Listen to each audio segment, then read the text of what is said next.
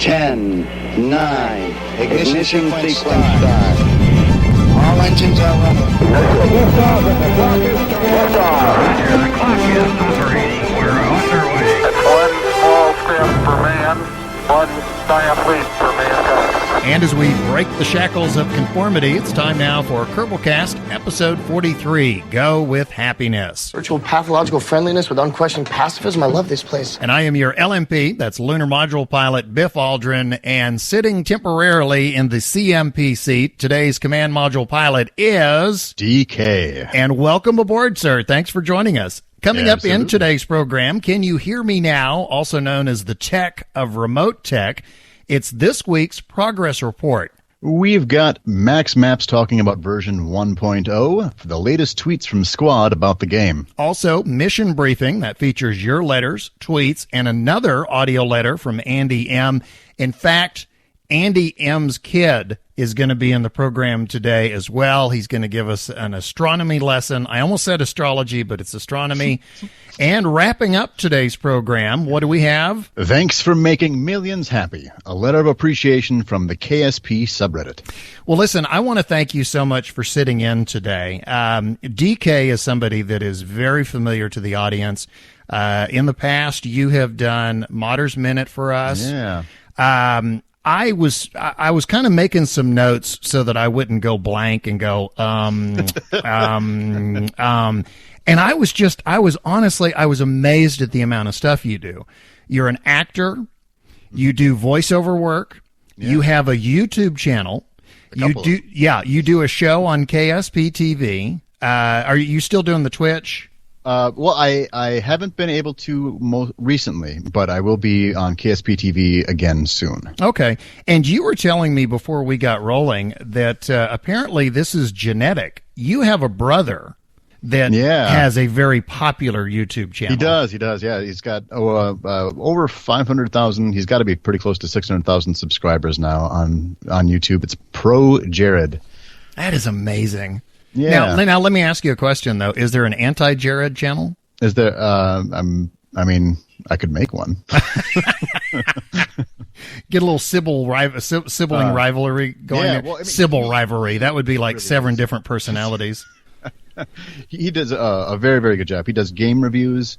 I think a lot of people who would be listening to Kerbalcast might actually also like him as well. So go ahead and check him out on YouTube.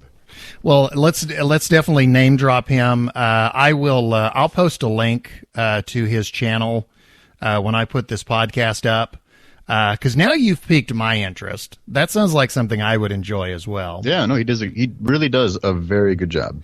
Now, the other thing that you do, and this is what I wanted to talk about, you are on Twitter. Yeah. Which is everybody's on Twitter, right?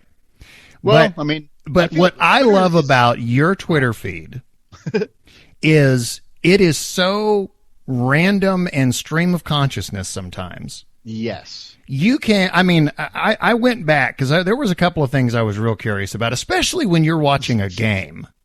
Okay? Because I'm not into sports at all. Sure. Well, you were watching some game, and this is a couple of months back, and you started tweeting things. Mm-hmm. That to me, not knowing what you were talking about, it was just word salad. it was like, you were like, LoJack is the blitzing and the dixing and the hawks and the term. And I was going, what? And I finally, I turned to my girlfriend and I was like, what is he talking about? And of course she knows because she follows sports and she goes, oh, well, he's obviously watching the... And that's a nickname for, and she explained it. And I was like, okay, well, this makes sense now. But you were apparently like play by play. You were like, oh, and then you'd say something and I'd go, I had no clue. But you have tweeted out in the past, quote, oh boy, I do not like corned beef. That wasn't in response to anybody. You just, for some reason, decided I'm going to announce to the world I don't like corned beef. It was St. Patrick's Day. Oh, is that what it was? Yeah, and like everyone was like, "Oh, corned beef," and I'm like, "Man," and I'm part Irish too, so it's just like I don't like corned beef. I'm also part German, and I don't like sauerkraut either. It's the weirdest thing. Okay, fine. Then, what was the occasion for this tweet? Oh boy. I blame the llamas. Oh, okay. So a while back on the internet, Yes. there were 2 llamas that had escaped from a zoo, and there was a live feed of people chasing these llamas, trying to get them, and that was what that was talking about. Okay, but you understand, you throw this stuff out with no context. So, me living in my own little bubble, get these tweets about llamas, and I'm thinking, all right, there's something I'm missing here. I think the llamas happened at the same time that blue and black / gold and white dress came out, and I was talking about the dress, and then I said I blame the llamas. You blame the llamas. Yeah. You also tweeted, what's your favorite book that you think I have not read? Yeah. Where did that come from? I was looking for more books. I mean, I read a lot. I also, actually, at the time, I think I was looking for audiobooks. Oh, really? Yeah, well, I am in Chicago now, and I spend a lot of time on public transit, which means I have a lot of time to just listen to things, including Kerbal Podcast, as well as other podcasts. But I also wanted to check out some audiobooks. Well, the reason I'm talking about Twitter is I was going to say that Nos had told me he was not going to be able to make this week's show. Mm-hmm. And I know that Amy Kay has been sick this past week. So I was thinking, well, I guess I'm just going to have to skip. And then out of nowhere, you tweet, I really like podcasts and I miss doing them. Oh, I do. I've been on a couple of podcasts. The first podcast that I was on is now actually a podcast network. I played, I should say, really, Magic the Gathering, really competitively. And I was on a podcast called MTG Cast, being Magic the Gathering Cast. And I was on that for a very long time. And I also had my own podcast, which is kind of defunct now, where I talk to people, other creators, YouTubers specifically, really, and just have a chat with them, kind of in the same way that like a Nerdist would. No, I love podcasts. I'd like to talk. Yeah. Like if you look at all the stuff that I do, I just enjoy talking. It doesn't even matter if people are listening most of the time. Well, I had pretty much decided that I was going to have to skip this week. And then that tweet came out, and I thought to myself, the universe must be talking to me. There you go. Because you and I had mentioned several months ago, we had talked about, hey, the next time Nos is out, that you might be interested in doing some fill-in work. And the fact that you sent that tweet out of nowhere, that's what it's like. When that hit, I was like, okay, if I don't respond to this, the fates are going to like drop a car on my head or make a tree fall over on me, or I don't want to tempt fate by ignoring this clue with re-entry and no parachute or something. Something. But I want to say at the outset, I defer to your expertise, sir. You have more experience at this game and you are more knowledgeable than I am. And part of that is I can tell that that's true simply because you're willing to go on Twitch and play the game in front of, I don't know what your average viewer size is, but you're willing to get out there and actually do that. Yeah. Well, I mean, that's part of the fun of it, though. Yeah. I mean, even if you screw up, you can be like, oh, okay, whoops. Well, I've had a little taste of it on Steam. And it's I'm playing the game and I've got this chat window next to me, and it's hilarious because, there's everything I do, there's this debate going on about either A, gee, that's a great thing he's doing, or B, what kind of an idiot thing is he doing? And you kind of have to get used to playing in the spotlight. The minute you get somebody watching, it's like you're not as willing to do dumb things. What I thought was funny was Northstar watched me, and when I launched, I went up to a certain altitude and started pitching over, and he was frantically typing on the keyboard, you need to be leaning over more, pitch over more, pitch over more. Yeah, only 30 seconds behind. Yeah, exactly. And so based on his advice, I've started to be more aggressive about my pitch over. I do it a lot more aggressively and a lot sooner than I did. Well, the last time I was on Steam and I launched, immediately in the chat window, people were going, why is he pitching over so soon? Why is he, he's crazy to do that in far. And I was just like banging my head on the table going, you got to be kidding. It's like not enough for one person and too much for another. Yeah, well, and that's the thing, especially when you get online, people are always going to sort of judge you and if you're like, oh, why are you doing that? It would be much more efficient to do this. And yeah, like, well, exactly. Yes, but this way is easier, takes less time. Yeah. And actually, on that note, there's a letter that we can talk about where it's that same sort of thing. Okay. I know that you have been traveling. You're back and forth from Chicago. Are you done with your move now? Is that what it is? I'm 90% done. Yeah. Okay. I basically have everything here now.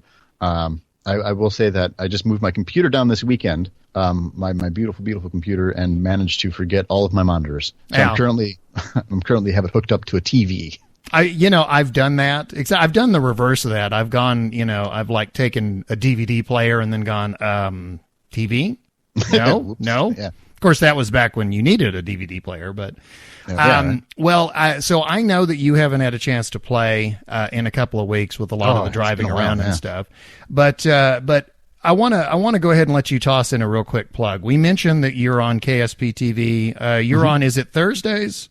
It was Thursdays. I don't think that it will be once I'm back on, so I can't say exactly. Okay. But if you check out the KSP TV channel, it'll give you a schedule, and it'll absolutely update everybody. Now, what kind of things do you do on there? Are you playing career?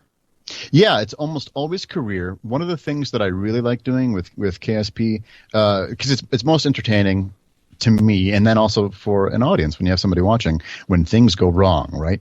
And you have to, and it is, and then you have to kind of figure it out. So one of the mods that I love is called Kerbal Mechanics, and it's a mod that I never got to cover on Mod Minute, but I should do it. But it's so fun because things will randomly just break or go wrong, or you'll get a leak in a tank, or an engine will blow out and you have to repair it. And maybe you run out, unlike super long missions, maybe you run out of materials with which to repair your craft, and you just get stuck. And then also I have permadeath on for all the Kerbals, of course, and then I also name the Kerbals after the people that are watching. Which really? more and more streamers are actually doing this because now there's mods that sort of work with you to do that, and it just makes you that much more involved when like the people that are watching to like in your head are with you, like you have them in your hands, and right. You're like, no, don't crash. Oh, I'm sorry. Yeah, have you spent any time watching other players on Steam? Not on Steam. I have with Twitch all the time. Okay. I have to say, I have been watching a lot of players over the last couple of weeks now that Steam will let you do that. Yeah. And it has been absolutely fascinating. Oh, not that you learn something every time, but just watching. For example, one of the guys that I love to watch is Free Toss. Okay. Mm-hmm. Not Fritos, Free Toss. And he is really big into shuttles. And sure. It is fascinating to watch him because I don't do anything with shuttles at all. I mean, I'm strictly rockets and sandbox and the whole bit. Oh, okay. Watching him take off of the runway and get up into space, and as a matter of fact, I have a letter. He actually talks about me watching him. Apparently I got all the blame for a mission gone wrong. That's one of the letters coming up. A little bit of SSTOs. It's a single stage to orbit. Yeah. And then, watching him land, it's the same thing you're talking about, which is it's a lot of holding my breath. Yeah. Because it's happening in real time. And, you don't want to type anything because you don't want to distract him. Yeah, sure. So it's almost, I suspect, since you're a sports fan, I suspect it's kind of the same thing when somebody's, making that shot, you're holding your breath. It's the same thing for me. And then sometimes it goes wrong, like it did for us this year. Yeah. And also another big plus that I've discovered about playing on Steam and having people watch, I just installed, the mod Remote Tech? Oh, yeah. Okay. Definitely. I just installed that. Oh, and I could not, for the first 2 or 3 days, I couldn't get it to, nothing would work. Yeah, I sure. couldn't I couldn't get a satellite in orbit, and I couldn't get a connection, and I couldn't anything. And at one point I had, I think, 4 or 5 people. As a matter of fact, I'm going to name drop them because they ended up being a lot of help. Jonathan Coate, Simpraternity 87, Jim 3535, and then I'm going to spell this one, okay? And you'll understand why I'm spelling it. Azzhole. Oh. Yeah, that's why I'm spelling it. But anyway, finally, after watching me, because I kept going, this isn't working, and they kept going, you should have a signal by now. And finally, one of them said, what version of Module Manager are you using? Oh, geez. And I went and I looked, and I had not installed the mod properly. Oopsie poopsie. Yeah, exactly. But, and that was a real plus. I got to give a shout out to them because, just one little thing, I had improperly installed the mod, and enough of the mod was present in the game to where I thought it was working. But there was one critical little piece that I didn't know about, but they did. And so they helped me solve the problem. Oh, that's great. And that can happen a lot of times on Twitch, too. I also want to name drop one other guy that I've watched him, and he's also gotten involved and helped me too. Top Boom has been a lot of fun. He's watched, and he's given me a lot of really neat advice. I watched him. He did something I've never seen in the game. He was going to Eve, and as a fuel saving measure, again, something I've never seen in the game. What he did was he established a periapsis over Eve, but instead of trying to close his orbit, he let it shoot right back out of Eve orbit. He looped around the sun, aerobraked, and then came to a rest in Eve orbit, and he didn't burn a drop of fuel. So I've never seen that's an that. Impressive maneuver. That's hard to do. I've never seen that in my life. That is hard to do. It was really amazing. I mentioned Freetos when he went up and docked with the space station. His, instead of having the docking hatch on the nose, which is where I normally have them, his was in the bay, the shuttle bay.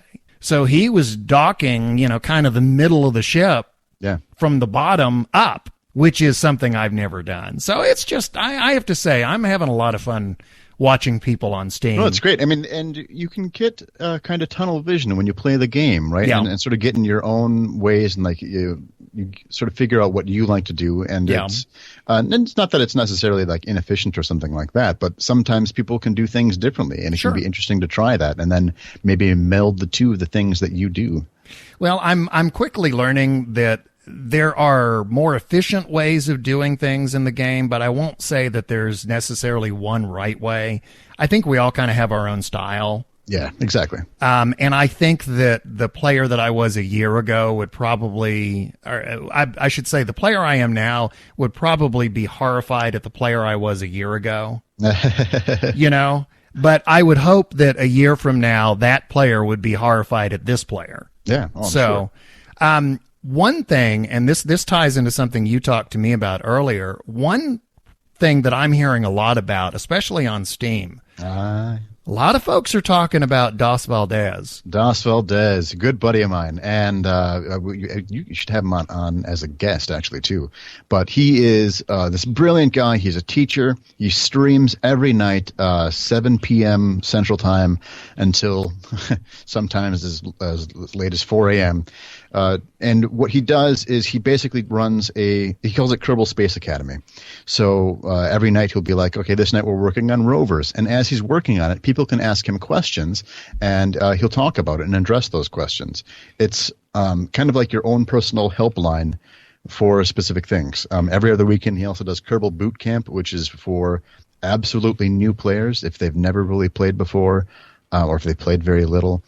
And really teaches them how to get into things very well. And he's now on Twitch full time, which is hard to do. Well, it's one of those kind of word of mouth things where it's like I'd never heard of him. And then the next day, like 2 or 3 people mentioned him. Yeah, I'll bet. You know, and I mean, the first time it was like, no, I've never heard of him. And then it was like somebody else said it, and I was like, yeah, somebody else just said it. And then somebody else said it, and I was like, okay, obviously something's going on here. He's so good. He's good at the game, and he's such a good streamer that sometimes if he's streaming, I will prefer to watch him stream than to start my own, because he's just so enjoyable to stream and hang out with. Isn't it funny that you get, you know, that you actually get to that point where sometimes you'd actually rather watch somebody else play? Yeah. Yeah. No, I mean, and he just does a good job. And, you know, it's, and sometimes I'll be in his chat, they're answering questions as well. And the community. And one thing, I mean, we've talked about the Kerbal Space Program community, and the community there where you've got 400 people watching him, and everybody is trying to help each other. And it's just, it's the best. I've said this before, but I will reiterate it. The Kerbal community to me is one of the nicest communities out there. I have yet to see an instance of trash talking. I agree. I mean, possibly the best of any game that in any games community that I've ever experienced. I mean, I play a lot of games. I don't know. I can't think of anything that even comes close. And I'm not sure why that is. I think it's. Well, it may be because the terminology is hard to trash talk. I mean, what's the most? Well, I mean, what's the worst you can come up with? You know, yo mama's periapsis is down around her knees. That's. I mean, I don't even know what that means. Yeah, neither do I. But it sounds bad, right? But it sounds terrible. Yeah. Yeah. I mean, it's got kind of a much more educational kind of appeal, I guess. So you're not going to have people who maybe like to trash talk the game that much. Well, and I've said this before as well. This game requires a tremendous amount of patience. Oh my gosh, yeah. You know, so I don't know. I mean, without honking our horns too much, but I mean, I think this probably attracts a much calmer, more intelligent, or at least more learned audience. Yeah. And I agree with that, absolutely. So, I think that's absolutely fair to say. I mean, and one of the things that I love with the game is that you get to a point, like say you first pick the game up and you're like, oh man, you got to get to orbit? Holy crap, that seems impossible. And then, but at a certain point, it's like learning to walk. Like at a certain point, you get it. And then you just described my first play session. Yeah, exactly. I mean, I remember seeing this game on Steam when it was first. Like I don't think it was the summer sale, wasn't it? For when I bought it, or for when I. Well, that was when I'd never heard of it, and it was like I saw a notification somewhere, and they said Kerbal Space Program last day of the summer sale or something, and I was like, "What are you talking about?" Yeah, well, when it first came out, I was because I have a big interest in space and astrophysics and all that sort of thing, and when I first saw this game, I'm like, oh, that looks kind of cool, and then I just kind of put it on my wish list and didn't pick it up for a while, and I wish that I had, because it's such a good game. Yeah. Well, I was trying to remember. I cannot remember what I paid for this game, but my per hour dollar value out of this thing is just, I mean, I have never made a purchase this good in my life. Yeah, I agree. Because I've lost count of the amount of time I've spent in this game. And considering what little I paid for it, I mean, my God, I'm doing a podcast. Yeah. I mean, I've never experienced something like that before, where I thought, hey, I want to go make a podcast. Yeah, where it's something so. I mean, and this is such a niche podcast to have too. I mean, I think it's great. Yeah. Well, I told you the whole reason I'm even doing this podcast was because I started looking for a podcast about Kerbal, because I thought I'd love to hear a Kerbal podcast. And then for people who want to be on podcasts, that's what you got to do. If you go to find a podcast about something and it's not there, make one. Yeah, because I kept, and honestly, I think for about a week I kept looking, because I was sure, no, there's got to be one. Yeah, well, and then that's how I ended up making the I only have a couple of them because life happened. But what are you gonna do? But the tutorials that I made on YouTube for Kerbal Space Program, I was not satisfied with any of the tutorials that I found on YouTube. There's some that were fine and serviceable, but I thought that in comparison with other games, specifically with Minecraft is what I first thought of. And there are a couple of really good tutorials where they're very concise and they go over this particular topic. And I was like, there's nothing for that. I want like a 5-minute video that teaches me how to do, whatever. Right. And that's where that came from. Well, you've heard us talk you up many times. The two little tutorial videos, I know how much work you put into them. Yeah. I have to tell you, man, those are some of the best tutorials out there. Well, thank you. I tried very hard. It's so much. There's so many hours. It's just, I'm amazed at the wealth of user content that's out there. I'm amazed at the mods that are out there. Oh, gosh, yeah. One thing that I didn't mention earlier, the reason that I am messing around with remote tech now, I actually had a moment a couple of weeks ago that I never thought would happen in this game.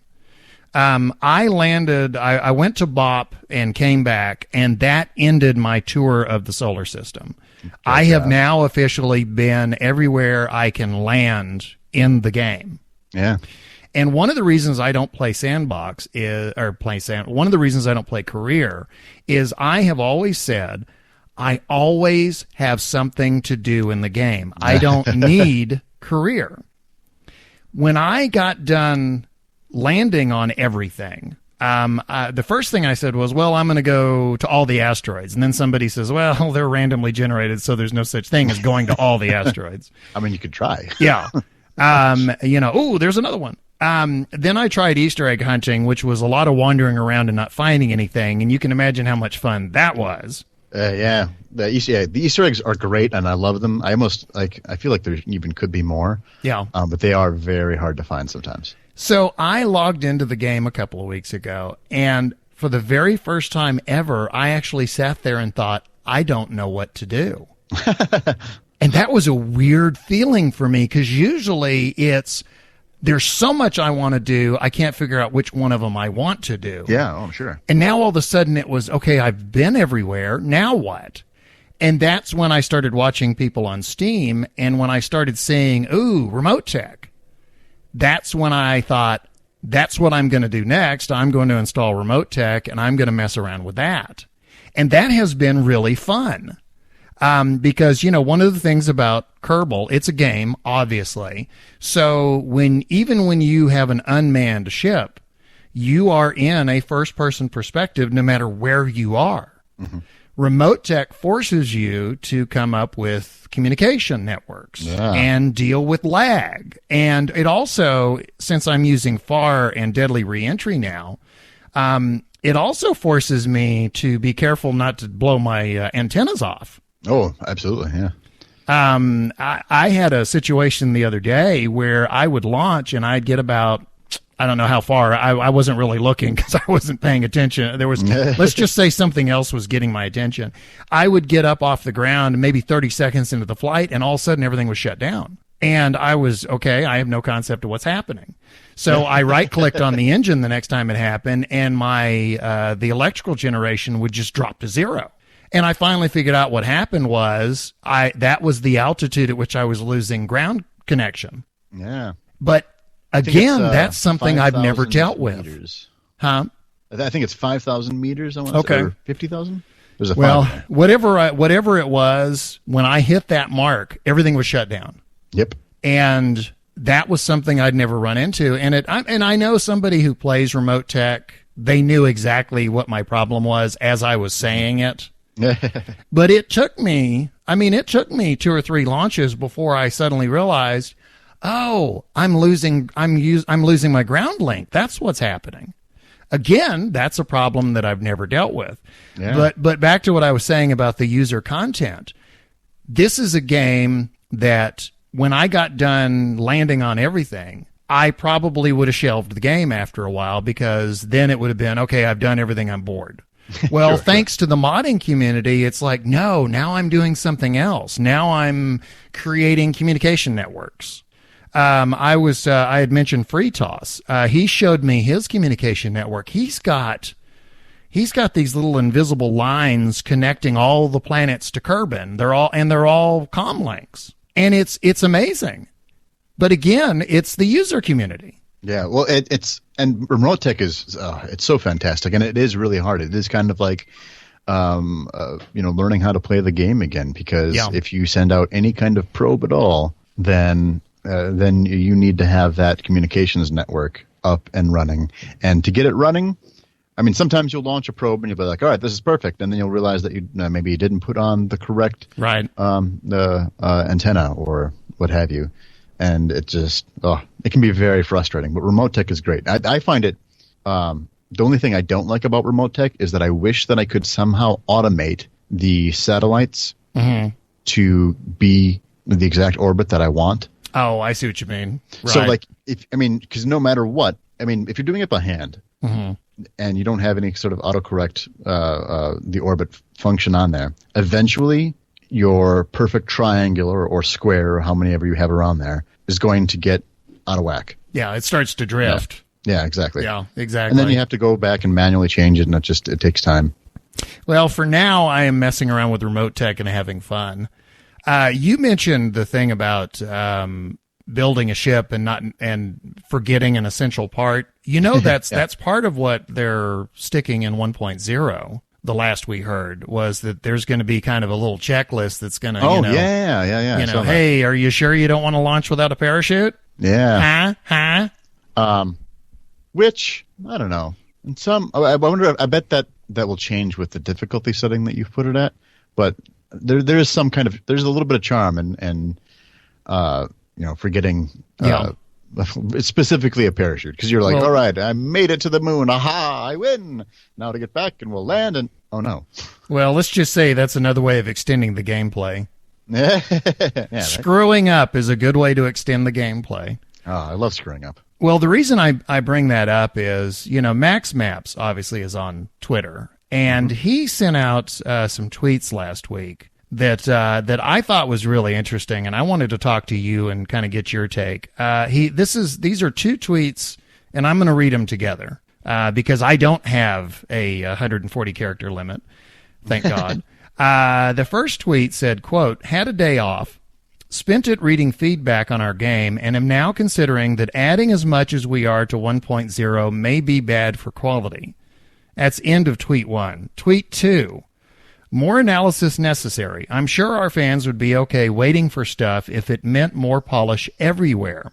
Would love to hear from you." What's your takeaway from that? Are they talking about delaying 1.0 or scaling it back? I'm not sure. That's hard to say, and I don't have any direct insight that I could give. But I will say that I agree. I think that trying to add as much as they are into 1.0 and then have that be the release is probably a bad idea. I think it would be fine to have a version 9.1 or 0.91 or 0.95 or even 0.99 if you want to just do the one. I think that we've already been waiting for a while, and it's not going to be that big of a deal for us to wait a little bit longer for a little bit more polish. Well, I know you've heard on the podcast, some people have written in and have said, we really wish you would not go with 1.0 so soon. Yeah. And that's what got me wondering about those tweets. And that's one of the things that's great about Squad, too, is that they really do listen to this great community that we have. Right. And they're listening to us, is what it comes down to. I don't think that they're going to go with the previous plan for 1.0. I think that it'll either have what I hope doesn't happen is that I hope that they don't continue on with 1.0 as scheduled and then scale back the features that they were going to add. Right. I hope that instead they delay the release time. I think that's preferable, but that's me being greedy. I don't know. I mean, well, obviously for them, they want to have a game and be like, it's done, ahaha. But for me, I'm like, no, it can be better. Yeah. Well, I have to give props to Squad here. There's very few companies I can say this about, but Squad, I've had my nitpicks here and there, but overall, I would say Squad is one of the few companies that seems to always get it right. You know, I mean, their long-term strategy, their long-term accomplishments, they just seem to be doing everything right. I agree. I mean, I remember when I first got the game, some of the features that we now have weren't even anywhere close to what we have. Do you remember what version you had? Oh boy, 0.1 something. Are you serious? That far back? Yeah. I don't remember. Okay. But did I mention that I bow to your expertise? It's the well, if you ever have any questions, let me know. Or you can hit up Dos Valdez on twitch.tv.dosvaldez. Or twitch.tv. I actually do. I actually do have a question, and I was going to save it for later, but you just gave me an opening, so I'm gonna toss it in here. Mm-hmm. One of the mods that I like to use is KW Rocketry. Yeah. And if I'm not mistaken, fairings is part of KW Rocketry. Am I correct? There are fairings in KW Rocketry, yes. There's also several other fairings mods, but yes. Okay. I am having a problem with my fairings in that I will put like a fairing base on it, and what I will get in midair next to the rocket as I'm building it, I will get those green connection orbs floating. Yep. And if it's the ones that need the half walls, or if it's the one that needs the third walls, I will get either 2 rows of the green connect dots or attached dots, or I'll get 3 rows of them. But inevitably, when I go to put the walls on them, they don't ever seem to line up. They always seem to float outside of the rocket. And when I go to the launch pad, I literally have a rocket that has these panels hanging in midair. Off to the side. Weird. Okay. I think I'd have to see it to help you more. But my best answer for I will take a screenshot. Yeah. It's take a screenshot and send it to me, and maybe I can figure it out. What I will say is that my best fix for that would be to not use the fairings in KW Rocketry. Oh, thanks. They're cool, but they're not the best. Procedural fairings, another mod, has the best fairings that you can use. Thank you. Do you know what you just did? You just did a modern day variation of the old joke. You know, doctor, it hurts when I go like this. Well, don't go like that. Yeah. Problem solved. Yeah, problem solved. Don't do that. Don't breathe anymore. It only hurts when I breathe. Well, stop breathing. Yeah. Okay, well, I'll send you a screenshot, but if anyone else, to the listeners, if anyone else has some experience with what I'm talking about, for some reason, I think the only fairing that I'm able to successfully use is, I believe it's the 2.5 meter base with the cone, the half cone, the 2 pieces that form a cone. That seems to work every time. But if I go with anything else, I end up with, for example, if it's the third wall stuff, I end up literally with 3 panels floating in the air. And the reason I say even at launch, because I thought, well, when I go to the launch pad, these panels are probably going to fall to the ground. They don't. They just hover there.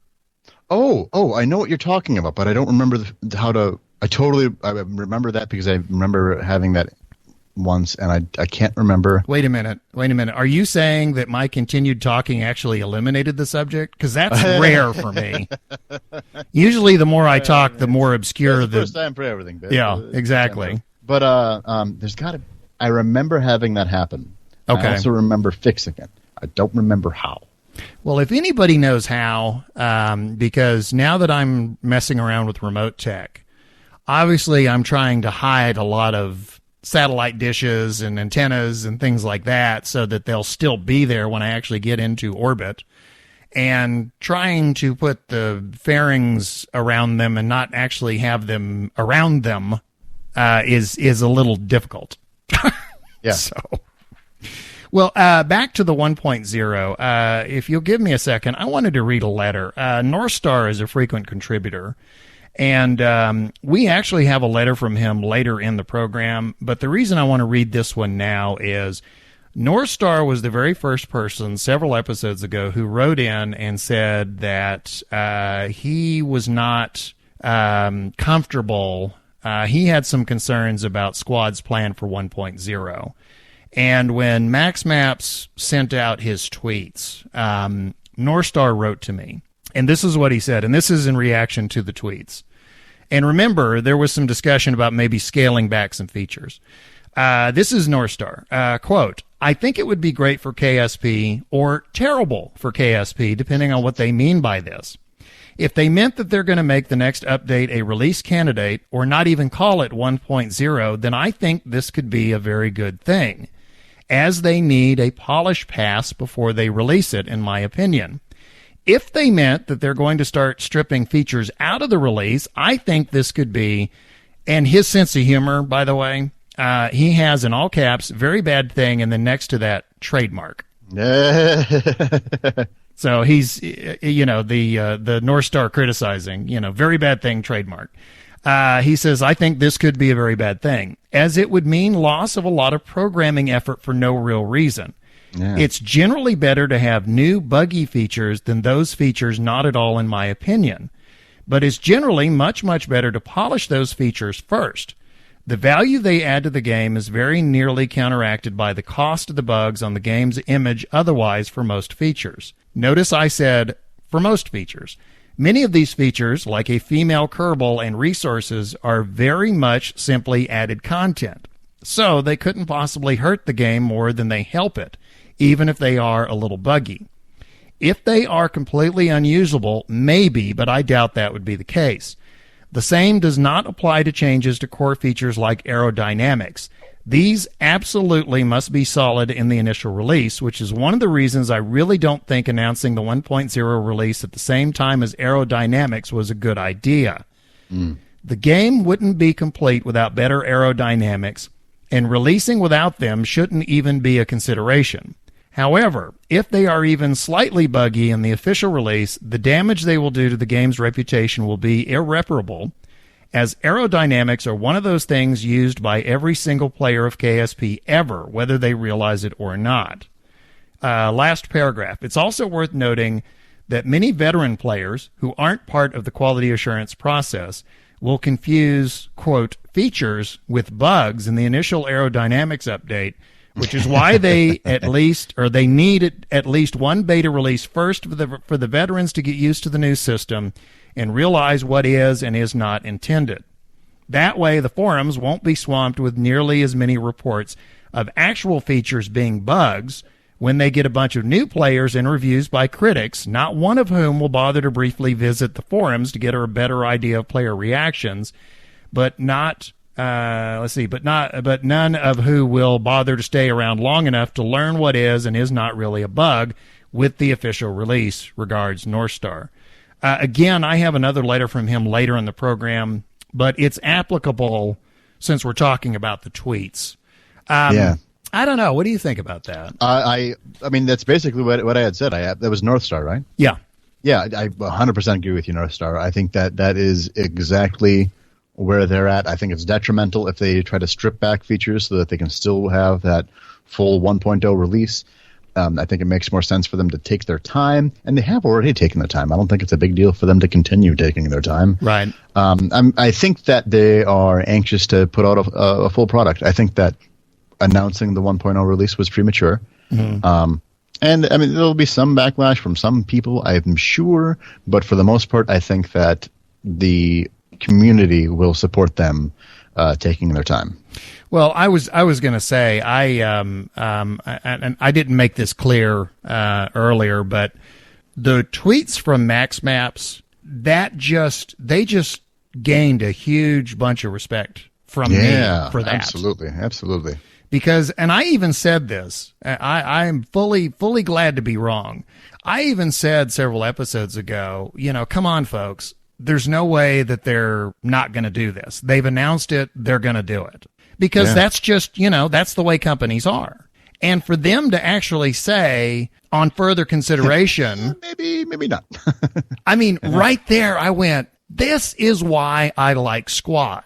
This is it. They are the type of company that will say, You know, we aren't going to chase a bad idea simply because we said we were going to. They get major props from me. No, and I 100% agree. I mean, I can't think of any other company offhand that has done that sort of thing. Well, I'll give you an example. Let me give you an example of a company that did the exact opposite, and which to me was almost laughable. Microsoft.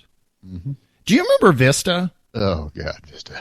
Do you remember the commercials they were doing for Vista where they were blind testing people? Pushed it so hard. Well, they were doing, you remember the Coke Pepsi Taste Challenge, that thing? Yeah. They were doing that with Vista. We were telling people that we were giving them a sneak look at the next Windows. And then, it's Vista. Well, the whole point of the ad campaign was basically Microsoft Vista. It doesn't suck as much as you think. And I was thinking, what ad genius came up with that one? Yeah, right. Because, I mean, the commercial was literally going, we know you think it sucks, but it doesn't suck as bad as you think it does. Because when we don't tell you that it's Vista, you'll like it better. Yeah. Well, I mean, that's a company that said, yeah, it was a bad idea, but we're not backing down. When you don't know that you're drinking Pepsi, you'll think it's Coke. You'll love it. Marketing genius. Yeah. Oh, my God. Can you imagine Squad? Squad 1.0. It doesn't suck as much as you think it will. Surprise, you're playing version 1.0. Yes. See? It's not that bad. We were right. You don't hate it as much as you thought. Not that you would. Don't misunderstand. I'm just being Mr. Funny Guy. Yeah, but Vista's really is terrible. Yes. But the ad campain, I was literally, I was going, an ad that says it's not as bad as you think. I feel the same way about version 8, actually, too. Really? Yeah, oh, yeah. Well, yeah. I mean, not to digress, but I mean, oh, sure, this is Kerbalcast. Why not? I get the whole unified experience thing, but I don't know. I don't want a touchscreen interface on my computer. Well, Microsoft Windows is like the Star Trek movies. The odd numbered ones are. Yeah, exactly. Although I'm still, I'm really beginning to think Microsoft can't count. If they're going to go from Windows 8 to Windows 10, and if they went from Xbox 360 to Xbox One, it's like, okay, did you guys not pass basic mathematics? I mean, did you guys go, okay, 1 and 0, and that's all we need? Well, I mean, that was a binary joke. 160 is one rotation, so it's even the same thing, really. Yeah. Well, there you go. Well, thank you. You've pointed that out to me. One last thing before we go, and I meant to do this earlier in the show, but we got off on some other topics. We talked. I mentioned that you're a voice actor. Yeah. And we are talking about, really stupid ads and things like that. Here's something I want you to do. This is a freebie for Squad, okay? Okay, all right. In your best movie trailer announcer voice. Ooh, that's not one I do, but I can try. Okay, well, come on, everybody could do it. It's the best movie ever seen. One of those voices. The guys that do it really do it well. Well, see, this is your chance. Okay. This is your chance to break in. I'm going to feed you the lines, and then you have to do them back for me in your best movie announcer trailer voice. All right. Here, drink water. You ready? Let's do it. Now, this isn't ventriloquism. You don't have to drink water while you do this. Well, it's to protect my throat. Okay, there you go. Okay. Do you want to do some vocal exercises? Like no. Yeah, red the yellow. Okay. All right, here you go. I'm going to start you out with something easy. You ready? Mm-hmm. In a world that's not our world. That's not our world. But is a world nonetheless. A world that you can orbit. Filled with green frog-like creatures. It's Kerbal Space Program. Very good. Eh? Yay. Squad, that's a freebie for you if you want to put some music under that and release that, and if you need a tagline. Okay, I'll tell you what, one more line. You ready? Okay. It's not as bad as you think. It's not as bad as you think. There you go. You got a commercial right there. All right, there we go. Well, let's go ahead and move on to mission briefing. I would say that we've done our progress and then some. Okay. Yeah. So let's take a real quick break and we'll be back. And now your letters and the latest news in the mission briefing. Okay, we're into mission briefing now. This is your letters and your tweets. And since DK is the guest host today, I'm going to let you go with the very first letter. So go ahead. Who is it, and what do they have to say? Which one's the first one? I don't know. There's no order to these. Just start at the top and work your way down. All right. Because remember what I said about your mama's periapsis. I don't think this one's signed. I don't see a. You don't see a signature? Oh, the guy's name is Space Out. I thought he was signing off. All right. Oh. So yes. I thought it was just another cool sign off. You know what? Out. I realize this is recorded, but I try and be as live as possible. Ladies and gentlemen, this is the proof right here. There's no coordination. There's no magic behind the scenes. As we do it, you get it. A little more coordination. Okay, go ahead. Let's see. Letter from Space. From Space Out, yeah. Okay, cool. Hey, guys. I had the most fun in KSP. I recently downloaded a mod that allows you to do science that involves crashing probes on celestial bodies, and having a seismometer nearby will record the impact and give you science for impacts. Now, I tried one contract where I had to crash a probe on the moon with a force of 3.09 kJ, which is kilojoules. Okay. First thing was I land a lander that had the instruments to record on it, and I named it Surveyor, and it looked like the real counterpart, apparently. When I crashed the first probe, it didn't meet the required kinetic energy required for the contract. In fact, it wasn't even half the energy, and I had to send another after it and crashed with a force almost double the required energy to do the job. But here's where it blew up my mind. I crashed the probe 25 kilometers. Why can I not say that word? Kilometers. 25 kilometers away from live radio, folks. Surveyor probe on the moon. I talk for a living. So he ended up crashing it very, very close to where the first one was. For those who want to try the mod yourself, he gave us a link here. It is called Impact Mod, I believe. And he says, be advised, it's still a work in progress. And we will provide a link to that as well. Yeah. Is that the end of that letter? He says, well, that covers my report. I hope you guys will enjoy the same fun I had. Space Out. And again, I thought that was his sign-off. Space Out, yo mama. I feel like I wish that his sign-off was Space Out, and then he signed it Space Out. Well, it's I know nobody can see us, but I'm putting two fingers to my mouth, okay, and I'm gonna go Space Out, y'all. You know what I'm doing, right? The whole peace out. Okay, good. I had a moment there where I was thinking that when you were talking about the kilojoules, I was thinking about Back to the Future, the whole gigawatts. You remember that? Yeah. Back when nobody knew what a giga was. Well, because that wasn't a prefix that anybody used yet. Yeah. Yeah. Now, of course, we watch it and we think, yeah, okay, we don't have gigabyte-sized hard drives. But if we did, we'd get jiggy with them. So, yeah. Oh, I know. That was bad. Okay, well, let me move on. Next letter is from Eric S. Biff and Nos, and I'm going to add in parentheses, and DK. I'm not sure if this is something to really mention on the show. Oh, why not? But I stumbled across a piece of programming that has consumed my free time these past few weeks. It is a mod that allows you to import craft files directly into Blender. Now, I know that doesn't sound like earth-shattering, parentheses, Kerbal-shattering, but this is one slick piece of dev work. Install the mod into Blender, import your favorite craft file, and now let that inner Picasso out. This is a fun way to have some more fun with KSP outside of the actual game. Make your own desktop background. I should have given this to you. You could have done this in a commercial voice.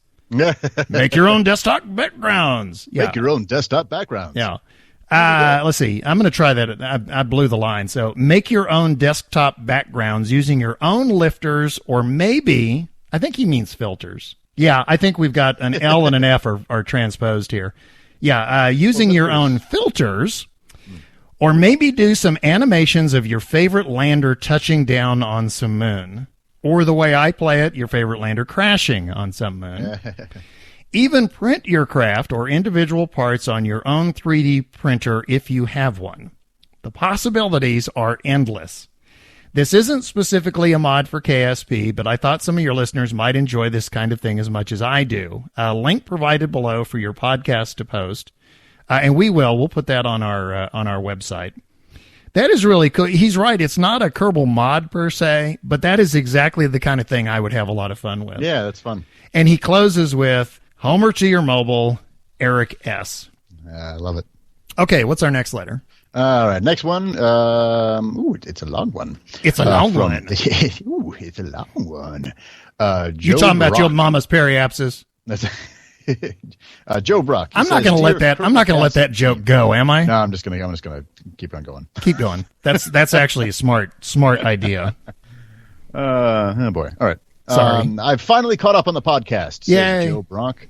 I have to compliment your continuous effort in making the podcast better with each episode. It was a good podcast at episode 1, and it's become a great podcast in episode 42. Farting sounds included. Did he really say that? No, that's what he said. That wasn't me, yeah. Okay. The only thing I thought that was an editorial comment. Space news. What's that? I'm sorry. I thought that was an editorial comment maybe. Personally liked the farting noises. I mean, my apologies. Please continue. The only thing I miss is the real-world space news.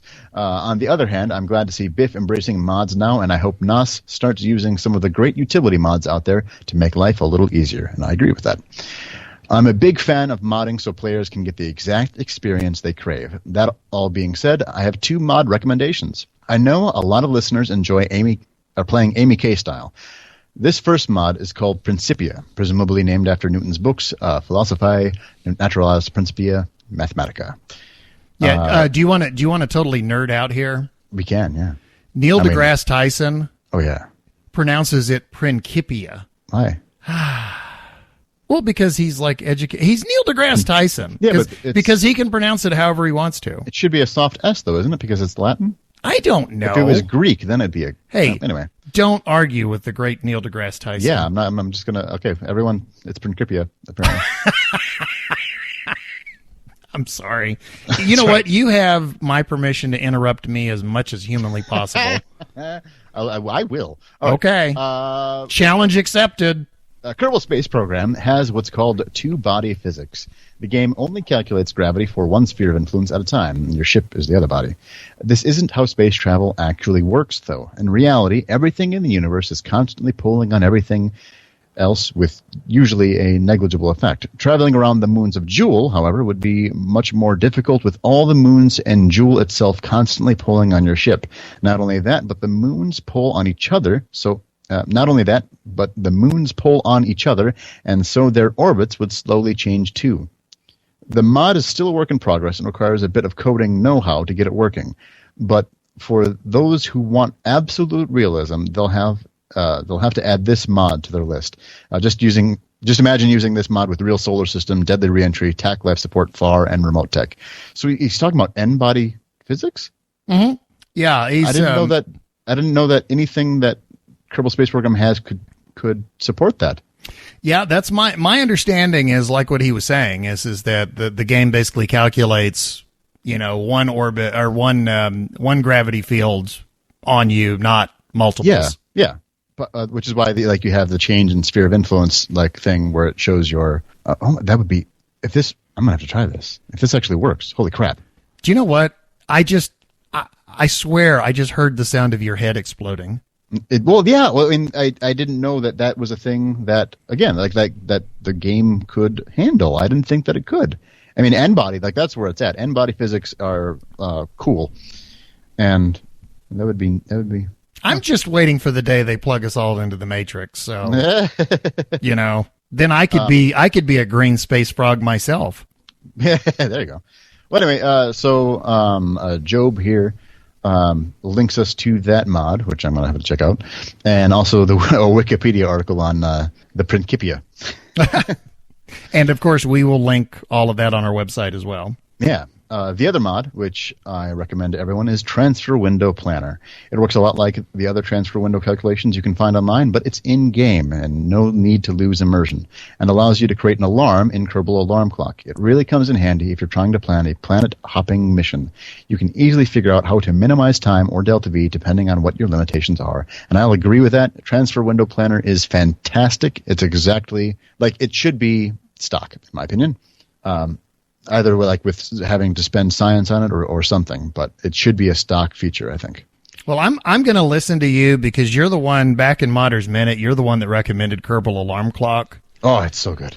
Once I installed it, it immediately became one of those, how can I possibly play this game without it? Yeah, absolutely. It's one of those just must-have mods. And Transfer Window Planner, if you plan on doing anything outside of the actual Kerbin system with Minmus and the moon, and I say, hold on, I'm going to digress again. I pronounce it. It's Kerbalcast. You can. It has an umlaut above the U. It's pronounced moon. But for the longest time, that's what it had. But now that's just M-U-N in places, which is clearly mun. And I just want it to be consistent. I don't care either way. I just want it to be consistent. But I'm going to still call it moon. Okay. Wow. A call for consistency. So Job, you sir are going to be disappointed. No, there's that. He says, keep up the great work and Homer to your mobile. Job Rock. Cool.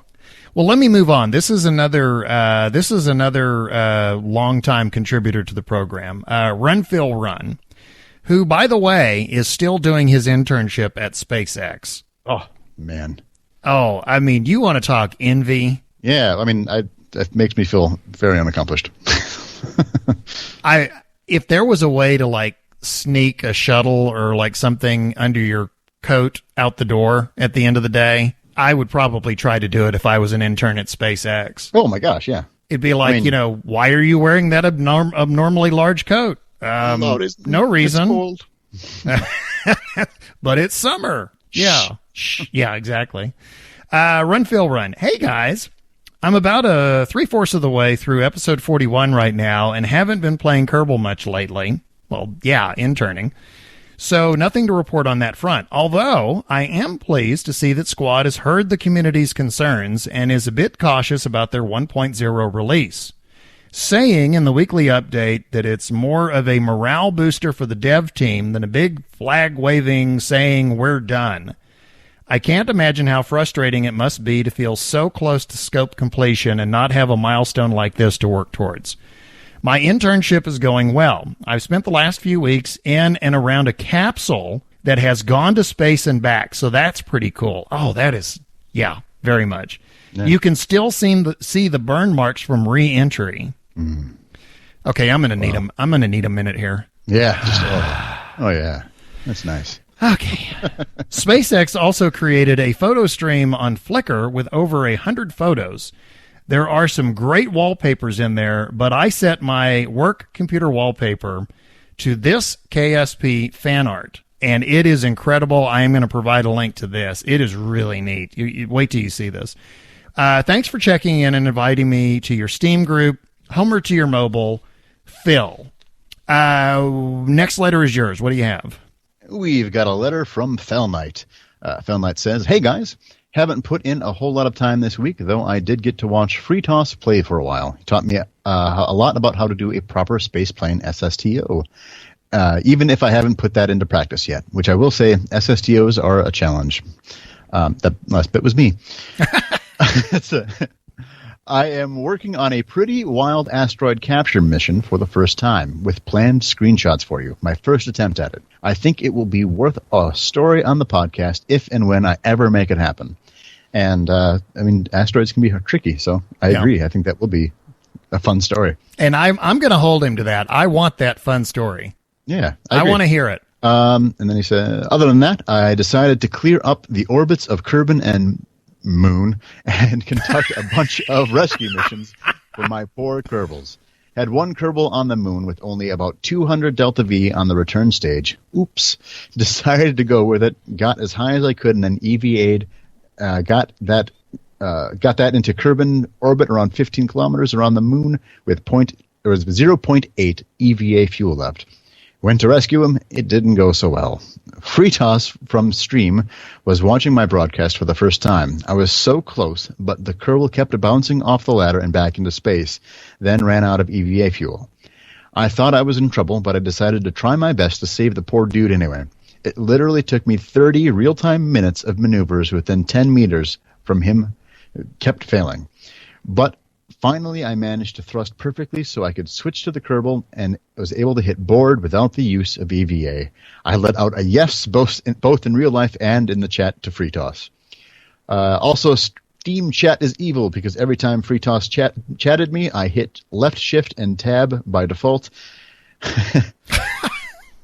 Whoops. Yeah. So much rage after trying to set up a rendezvous. I'll probably change the mappings to right shift or something else really soon if people keep watching.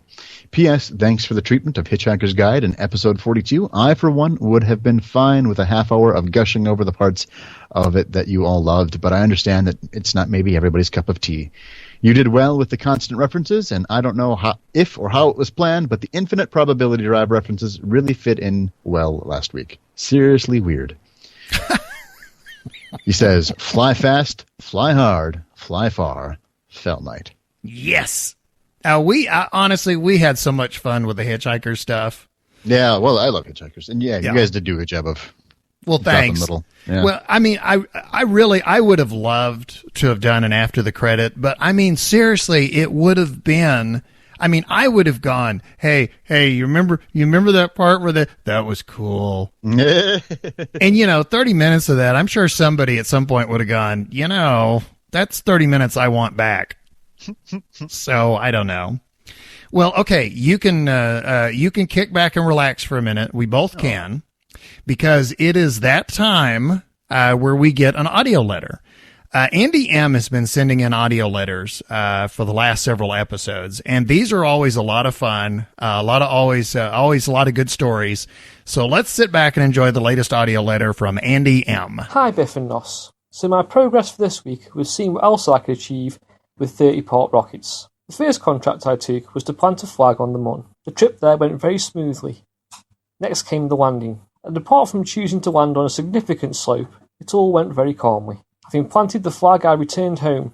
This had been the first rocket I'd had return home since installing deadly re-entry, so I took things very carefully. So careful that the cockpit didn't even reach 800 degrees C.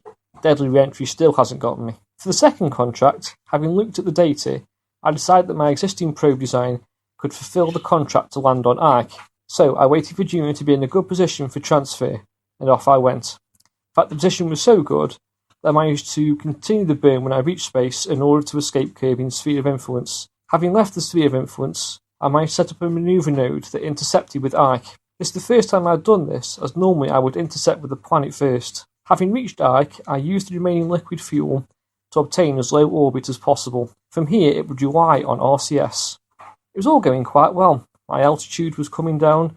I wasn't going too fast, approximately 300 meters per second. So I decided it was time to reduce my horizontal velocity, and so I burned the RCS. And it burned, and I got closer to Ike. And I burned some more, and I got closer still. And it was at this point I realised I wasn't actually going to stop my horizontal velocity before hitting the ground. So I went about reducing my vertical velocity as much as I could. In the end, I had control of the vertical velocity, but was still doing approximately 60 meters per second horizontal. So I hit the ground, and the probe flew back up into the air, spinning. I righted the probe, ready for the next impact, before realising how high it had gone. High enough that I actually could stop the horizontal velocity. I'd broken 2 out of 3 landing legs, but everything else was still intact. So I set the probe down very gently and transmitted some more temperature readings back to Kirby. I think I might need to reassess my landing procedures in a vacuum. Enjoying the show and keep up the good work. Hayward Mobile, Andy M. Okay, hands down, that is the craziest probe landing I've ever heard. That's awesome. Hitting the ground, losing landing legs, bouncing up,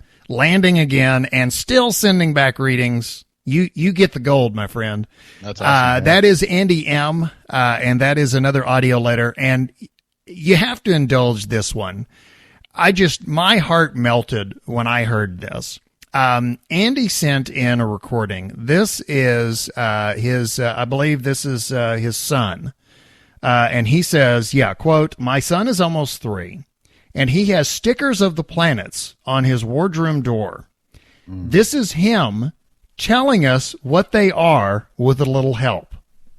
Now tell me this is not set your heart to melt. You ready? That's Mercury.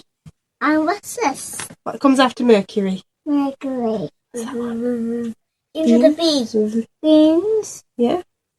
Where we live. You know, we struggle with that one. That's Earth. That's Earth. That's Mars. That's Jupiter. That's Saturn. That's Neptune. Not Neptune. That's Uranus, darling. Is that not great? That's awesome. That last right there at the end where he goes, that's Neptune. That makes me want to have kids. Oh, I mean, that's just awesome. Didn't I tell you that would make your heart melt? That's awesome. Yeah. I want to say Andy didn't say his son's name, but to Andy M's son, I just want to say I am very impressed. Very good job naming the planets. And you sound like a wonderful guy. So keep learning the planets. I want to say that most adults can't even do that. Oh yeah, absolutely. Yeah, absolutely. Let's see. I believe the next letter is yours. Am I correct? Or is it mine? I mean, if that audio one counted as yours, then the next one would be mine. Well, I have 3 letters left. How many do you have? 2. Okay. Oh, well, I guess it's me then. Okay. Well, I've got 1, and then I've got the KSP subreddit, which is kind of long. But. Okay. So you technically have 3, correct? Okay. Okay. Well, no, I've got. I just did Fell Night. Okay. And then I've got 2 if you include the KSP subreddit. Okay. So if you have 3, then it's yours. Okay. Well, then it's mine.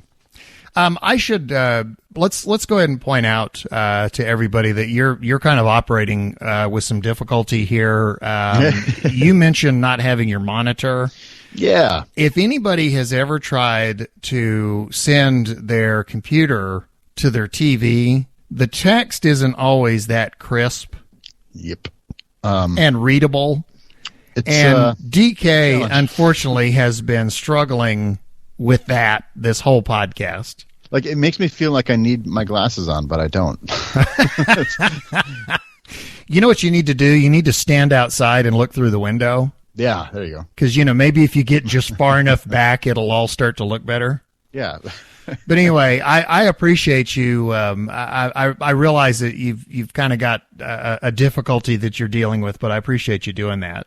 Yeah, that's right. Well, I mean, I've had to stop and start over a couple times, but I'm good. It's okay. But you know what? You do it so well. Oh, well, thank you. Hey, say that in your movie trailer voice. Do what? Say thank you? No, you say, I do it so well. Oh, I do it so well. Oh, man. Okay, squad, put that in the commercial.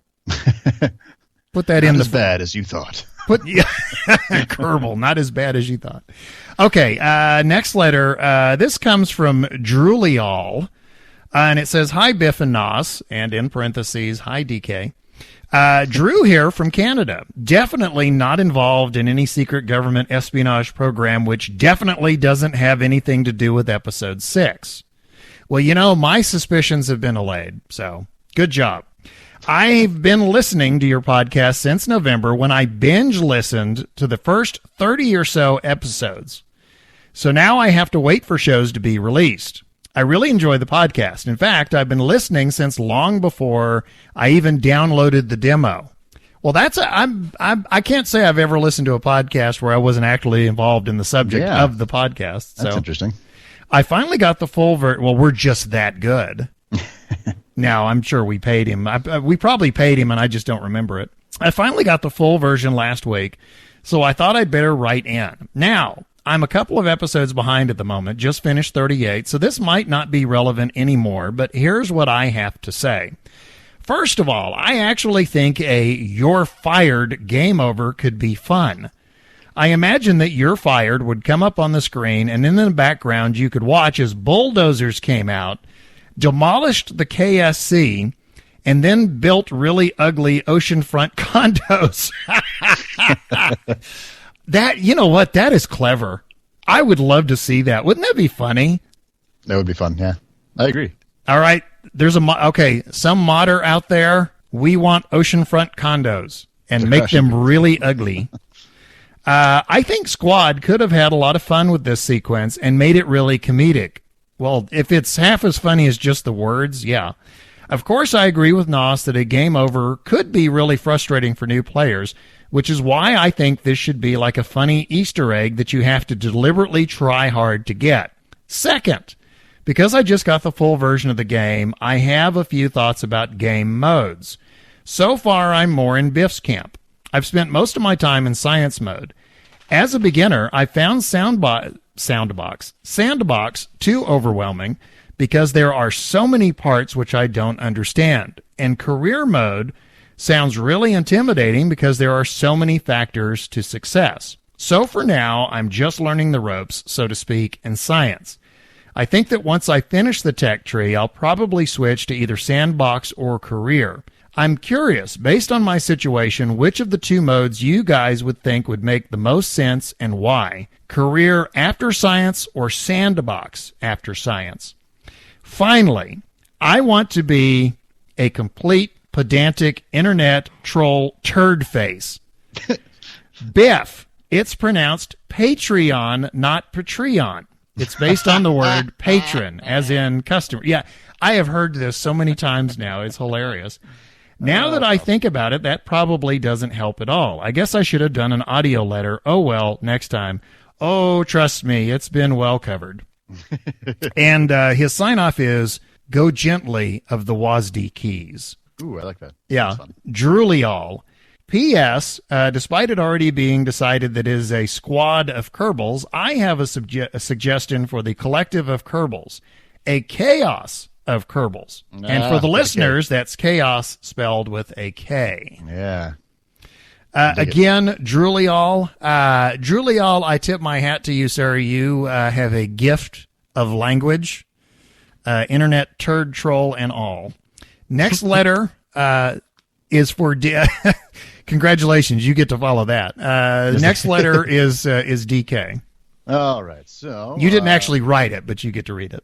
Yeah, we've got it. It's from Romeo. Romeo. Wherefore art thou, Romeo? Now, see, thy Kerbal and refuse thy name. You know, when you say it that way, you make me tingle and give me really confusing feelings. Romeo. So could you please not say it like that anymore? All right. Romeo says, I have found a trick to get from Kerbin to the moon for less delta V. Here's the trick. Don't orbit Kerbin. Instead, from the launch pad, just launch straight to the moon. Obviously, you can't do this when the moon is right overhead, but you can do it if you plan ahead. Step 1, get on the launch pad with your rocket. Step 2, go to map view. Step 3, select the moon as your target. 4, go back to the ship view. 5, time accelerate until your target vector node thing on the nav ball is at 270. And he says he attached a picture that shows the example. Hit the gas. When you get the encounter node, fast forward into the sphere of influence change, then land like you normally would. This method saves a great deal of fuel and, therefore, money. I have found it to be very useful for getting moon-based parts to the moon on a budget.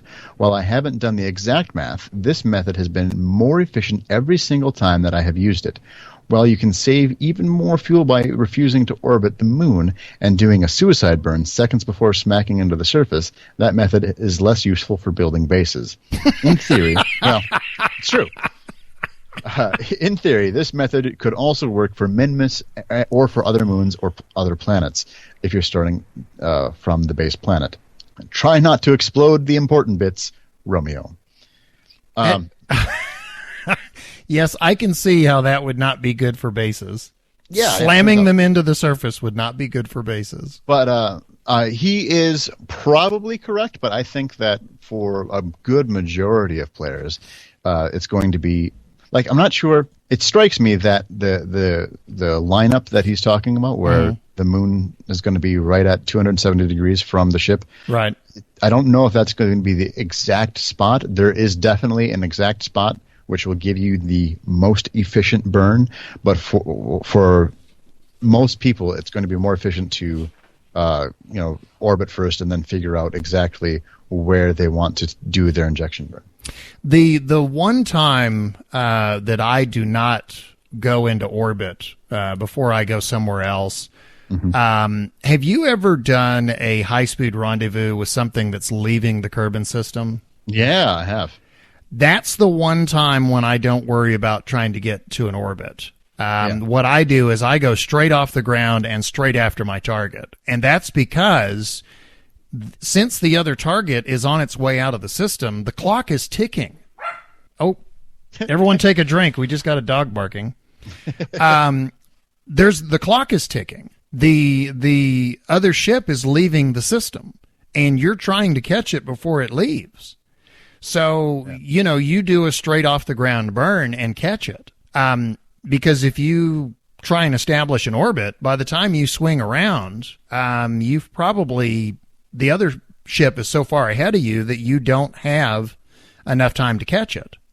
And trying to catch it in solar orbit becomes even more difficult. That's generally when I do straight off the ground. Has that been your experience? Yeah, I think that it is, even, I'm trying to think. I'm pretty sure all of the, I'm trying to think of what other, real world examples there are of this. And I'm pretty sure even the Apollo missions established a base orbit around the Earth first, and then did their injection burn.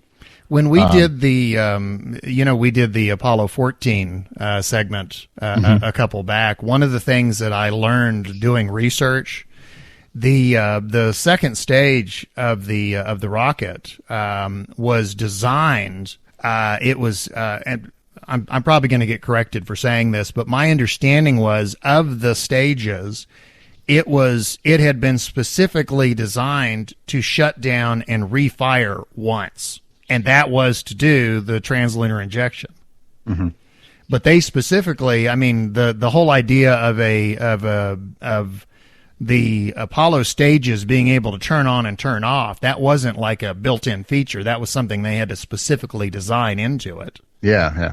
So, but yeah, they had the way they did it was they had to get into orbit and make sure everything was correct before they sent them to the moon. So yeah, you are absolutely correct. Yeah, well, I was trying to remember. I don't have any of my resource materials that I could look at quick. I've got a bunch of books and things. Mm-hmm. But I didn't know if at some point in the later missions, 15, 16, and 17, if they had started to do a direct burn. It's certainly something that can be done, but right. If anything goes wrong at all, you're boned. And it's you're not boned, but it'll be then less efficient. Right. I understand. Well, I want to bring your expertise in here. There was a question that was raised in the previous letter, and I got so lost on the on the last little paragraph there with Patreon and all that other stuff that I completely went right past it. So I want to go back. Okay. Drulial asked a question, and we did not get to it, and I want to get your thoughts on it. Yeah, absolutely. He was saying that when he completes science mode, mm-hmm. Should he go on to career or should he go on to sandbox? What is your thought there? Firstly, my thought is that science mode versus career mode, I don't know why that. The only reason why I think that science mode is a thing is because that is what career mode used to be, and they didn't want to take that away from players who are used to playing it. I think it's kind of a superfluous mode of play. Right? Yeah. Hey, now I'm doing pronunciation. Yeah. But I think that it should. I think that for a new player, they should play in sandbox and get used to the mechanics of the game, mm-hmm. and get used to how space works, and then go and play career. I think that science mode, I don't know, maybe it's just me and sort of looking at this through my own lens, but I think that science mode doesn't even need to be a thing. I'm glad science mode is in there. I would recommend for somebody who's never played the game, science mode to me does a real good job of introduction. Yeah. Because even though it doesn't tell you what to do, it provides you with such little, when you first start out, it's like, okay, here's a capsule, here's a fuel tank, and here's an engine. Yeah. And, you accomplish, you can sit there and look at the science tech tree, for lack of a better expression, but, you'll find that getting into orbit earns you science, and going around the moon, and all these various things get you science.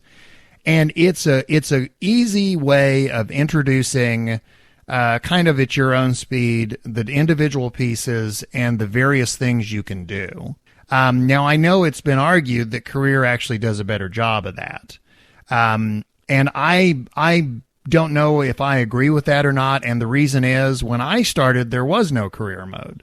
So science mode is what taught me.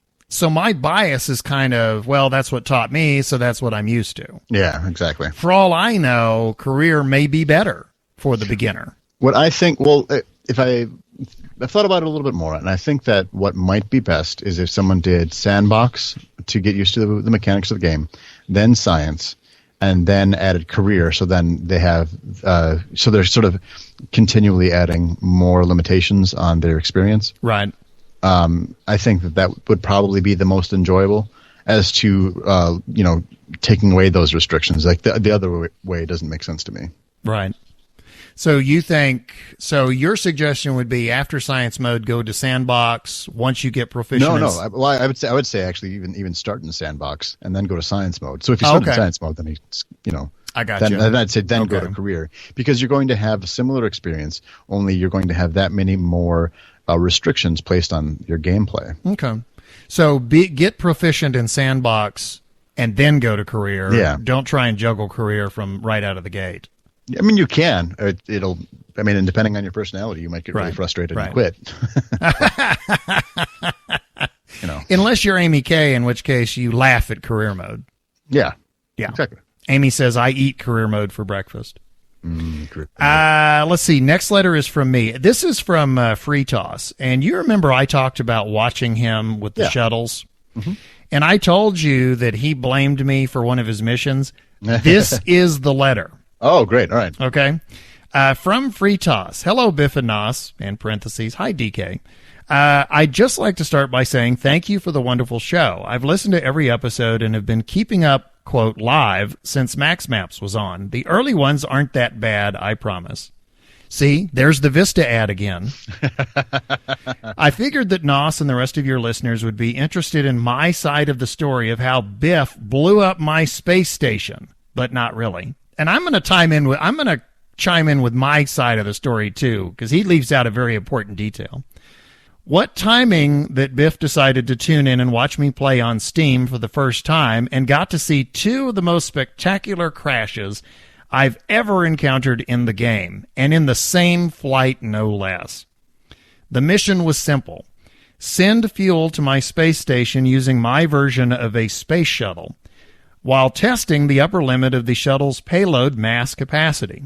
It's worth noting that a shuttle-like design with SRBs and a large external fuel tank hinges on the appropriate balance between the ship's center of thrust and center of mass as fuel burns and stages drop away. If the center of thrust moves too far from the center of mass, you probably won't go to space today. One thing I thought was funny was on his way up, he was, initially he started out and he was upside down. And I understand, space upside down is a relative concept, but he was still leaving the atmosphere. And at one point, he was rolling. And the fuel tank that he was talking about that he was carrying up basically fell out of the cargo bay. And he was like, in the chat window, it was like, oops. Back to the letter. I had loaded up my shuttle with a full Rokomax X200-32 2.5 meter fuel tank, the one with half the capacity of the, quote, orange tank as my payload, and launched off the pad. My SRBs and main engine lit, and I was headed upwards. Just before my SRBs burn out, I start to pitch backwards to start my gravity turn as I approach 100,000 meters. Since I'm using FAR, I flipped over just a hair too much and started losing control and doing backflips. I struggle and fail to keep control as my SRBs run out. I staged to drop them away, helping to regain control and get myself actually pointed away from the ground. Unfortunately, staging while doing backflips can prove hazardous to the ship's health.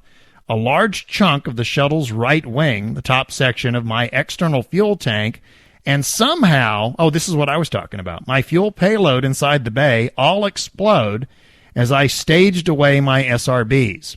But at least I got to see Biff type nice save as I regain control and keep boosting into orbit. I will say, I thought he had lost it. When he started spinning, I thought that's it. There's, he bought the farm. There's no way he's getting out of this. And he did. He actually recovered. So and when you said rolling, so do you mean like toppling or like rotating? It's if I'm remembering this correctly, it was like spinning. He was saying backflip, so maybe I'm not remembering it correct, but yeah, he had this thing was spinning out of control, and he actually saved it. I was really surprised. I wish you could see the design on this thing, because he's got the fuel, the engine bell on the very back is actually angled up a little bit, and it doesn't look like it would fly. You would think that the way he's got the engine bell angled, you'd think it would be pushing the back end down, and he would be fighting to keep the nose down. It depends on where the center of mass is. Yeah. Now, that's what I'm saying is that, it was, even though it doesn't look that way, it was very well balanced. And he did a good job flying it, I have to say. What we could do, free toss, if you are listening, have you used the website Kerbalx.com? Have you talked about that on the podcast before? I haven't. Are you talking to me, or are you talking? Do I have to do free tosses lines? I'm talking to both, I guess. Okay. Kerbalx.com allows you to upload your craft files for other people to use, and then they can use them. Very good idea. Very cool website. Okay, I would strongly recommend free toss. Try that website that he's talking about, because Kerbalx.com. I would like people to see this. You would think, looking at it, that it would not fly, but it actually flies very well. And he pilots it very well. I've watched him take off, go to orbit, and come back and land. And he does a very good job of it. It is so far beyond my skill level. I've never done any of that. So when I watch him, I just sit there just mesmerized. So anyway, am I a gushing fanboy? A little bit. I don't know. Free Toss has a gushing fanboy. And it's me. Free Toss, maybe he should take a look at streaming on Twitch. There you go. And that way he can have two gushing fanboys. Yeah, there you go. Let's see. Back to the letter. I had to fight my wounded shuttle a bit more than usual as I get into a high orbit and drop my external tank. I then get to perform what I can only describe as a suicide rendezvous.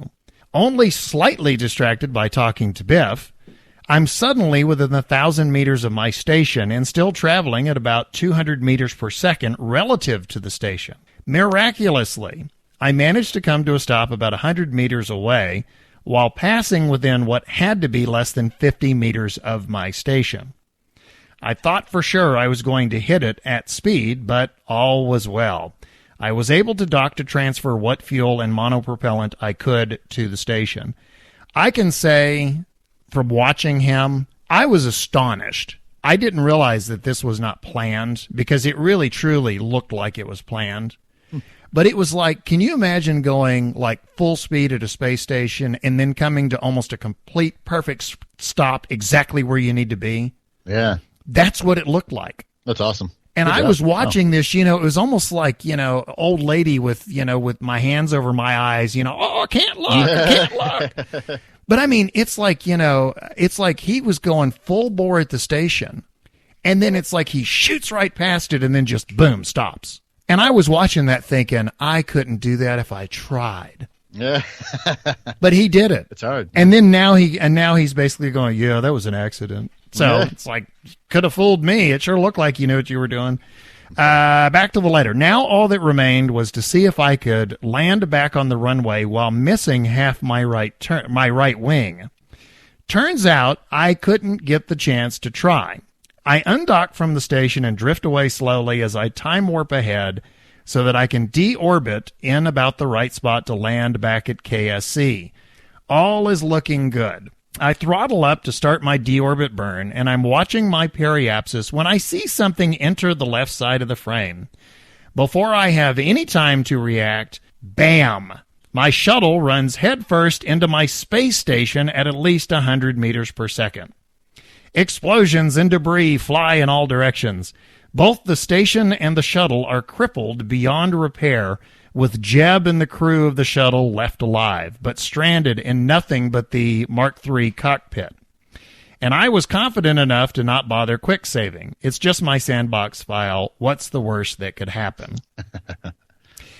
The part that he's not mentioning, when he undocked from his space station, I said to him, "Did you?" I'm going to quote DK. "Did you F5 for safety?" Because I asked him. I said when he undocked, I said, "Did you quick save?" And he said to me, "No, it's just my sandbox file. What's the worst that can happen? Blah blah blah." And then, and I mean, I know we've all done this. He got downrange from his space station and throttled up, and then ran right back into the space station. Yeah. And he says it's because I was watching. Well, I told you to quick save. Come on. I said quick save. And so after this thing blows up in this spectacular explosion, right, I said, "Well, do you have an earlier save?" And he goes, "Yeah." And he hits a couple of buttons and he's back on the launch pad. And I was like, "Oh, your earlier save was revert to launch." So anyway, yeah. And this apparently is all my fault. I told him to F5. He just doesn't mention that part. Fortunately, I could still simply revert back to launch. You should have F5'd to save Jeb and the crew, and more importantly, my poor space station, as if nothing had happened.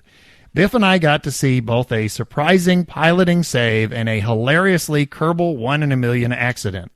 Hopefully, next time things will go smoother. Moral of the story: don't let Biff watch you play. Bad things happen. That's great. Homer to your mobile, free toss. See, it's all my fault. Clearly. Well, if he'd only watched your one of your, because you remember you do that in the two little tutorial videos. You remember you always did the F5 for safety. Yeah. I said F5. Yeah.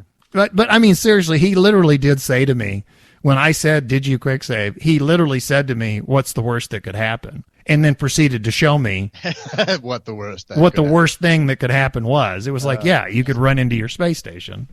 So he reverted back to launch. Let's see. Do you have another letter? I have the KSP subreddit. Okay. Yeah, this is, can you read that? We were sending props to Squad earlier. This is something that got posted to the KSP subreddit. And I wanted to make sure that, I'm sure Squad saw it, but I wanted to make sure everybody else saw it as well. And I contacted the person that wrote this, and they said they had no problem with us reading it. So please do. Yeah, absolutely. So it's by Amarius 1, or is that Aminus 1? Amarius 1 is my guess. Man, stupid TV. All right. Like the R and the I look like an N somehow. Poor DK, you're co-hosting with one arm tied behind your back. I am. This is terrible. All right. So Amarius. Yeah, Amarius. That's what we'll go with. Amarius 1. He says, "Thank you, Squad, for the best game I've ever played and making millions of people happy. Thank you for the amazing amount of work you put into this extraordinary game, a game about discovering curiosity and pushing the limits of imagination of what is possible with space simulation games. Just imagine, people, stop getting lousy about bugs and release dates.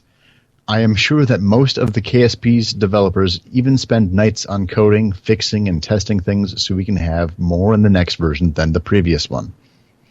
I think about playing KSP. It's different from other games, since there's no complete that mission to unlock that and now kill that guy to gain credits.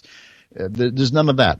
When I want to play KSP, I think about exploring, landing on the moon, for example. Not because it's easy, but because it's fun. The feeling of seeing the Kerbal planet getting smaller and smaller as the moon is approaching like a giant gray space potato, and just as you think you'll crash, you're between the feet of giants.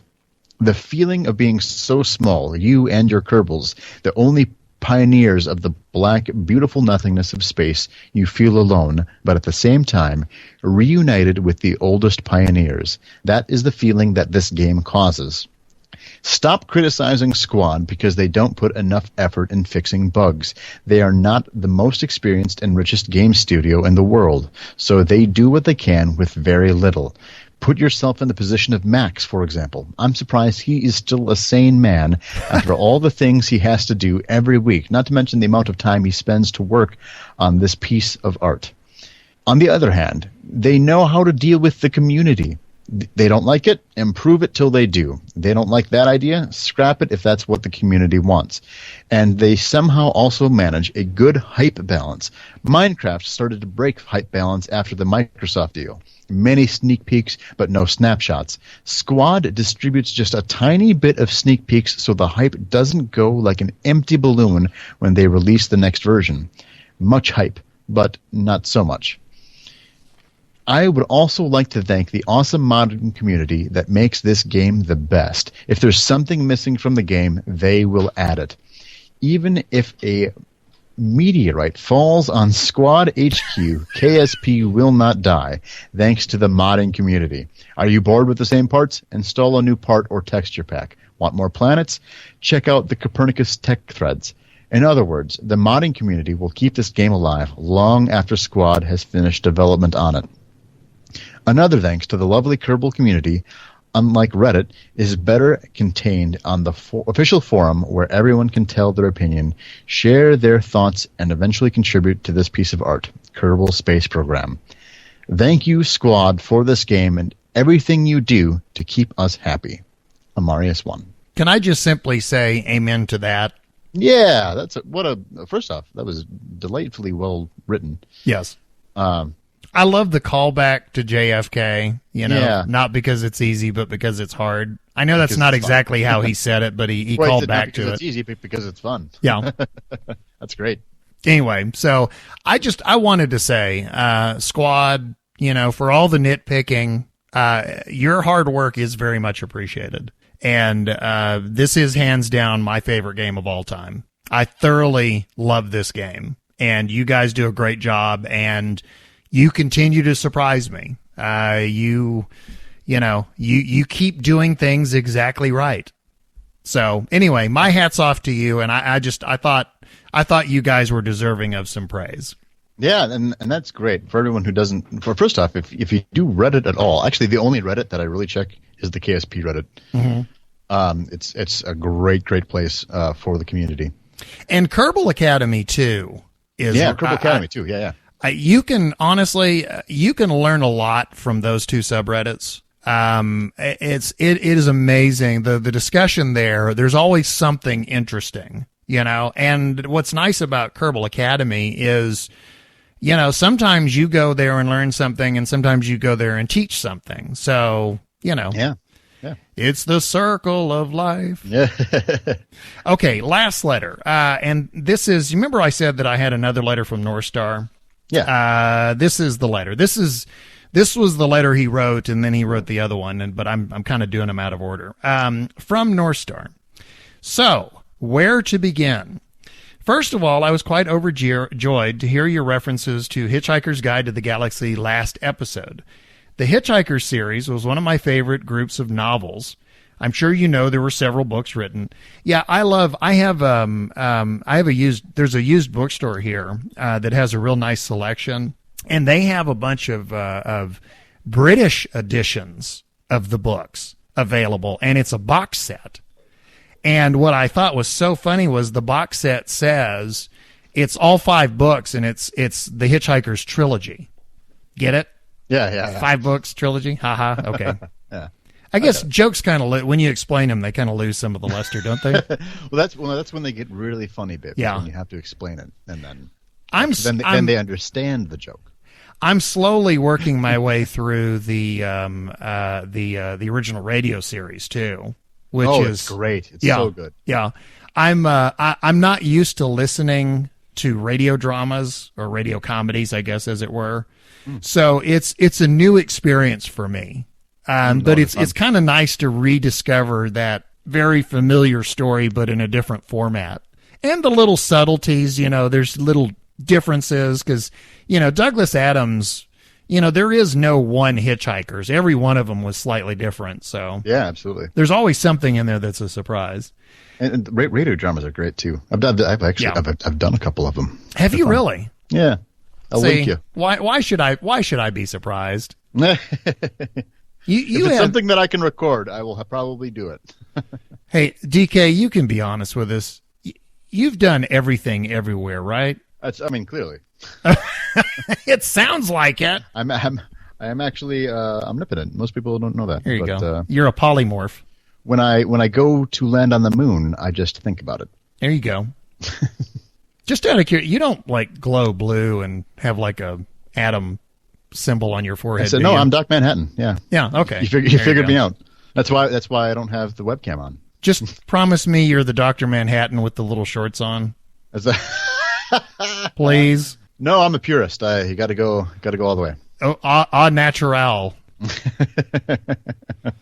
I just had a really, of course, like any of my jokes are any good, but I just had like a really bad joke. Dr. Manhattan works blue. Get it? Get it? Ouch. Okay, back to Northstar before I dig a deeper hole. Let's see. Talking about hitchhikers, and he loves subtle tributes to them everywhere. For instance, in the game of Spore, that's a fun game, by the way, especially the Galactic expansion, there were a few subtle tributes to hitchhikers, and I wouldn't be surprised if Squad eventually inserts some into KSP if they haven't already and just haven't been found yet or come to my knowledge. Even in my own challenges on the forum, I insert subtle references. For instance, a bonus category or bonus point category, the answer, worth 24 points for having exactly 42 parts on your rocket in this challenge I created on the KSP forums last year, for which I am thinking about creating a sequel challenge that will hopefully get more attention entries. And he's got a forum post. We will do a link to that. Aside from the hitchhiker's craziness, I guess I could tell you guys about my mission progress. Since my last letter, I actually encountered a save-breaking bug when updating Tweak Scale that caused all my existing craft to become unstable. Switching to them would crash the game. This unfortunately meant I had to bite my tongue and terminate all the craft, including my Lunar lander, which was waiting in low Kerbal orbit with 4 eager victims, volunteers that is, aboard.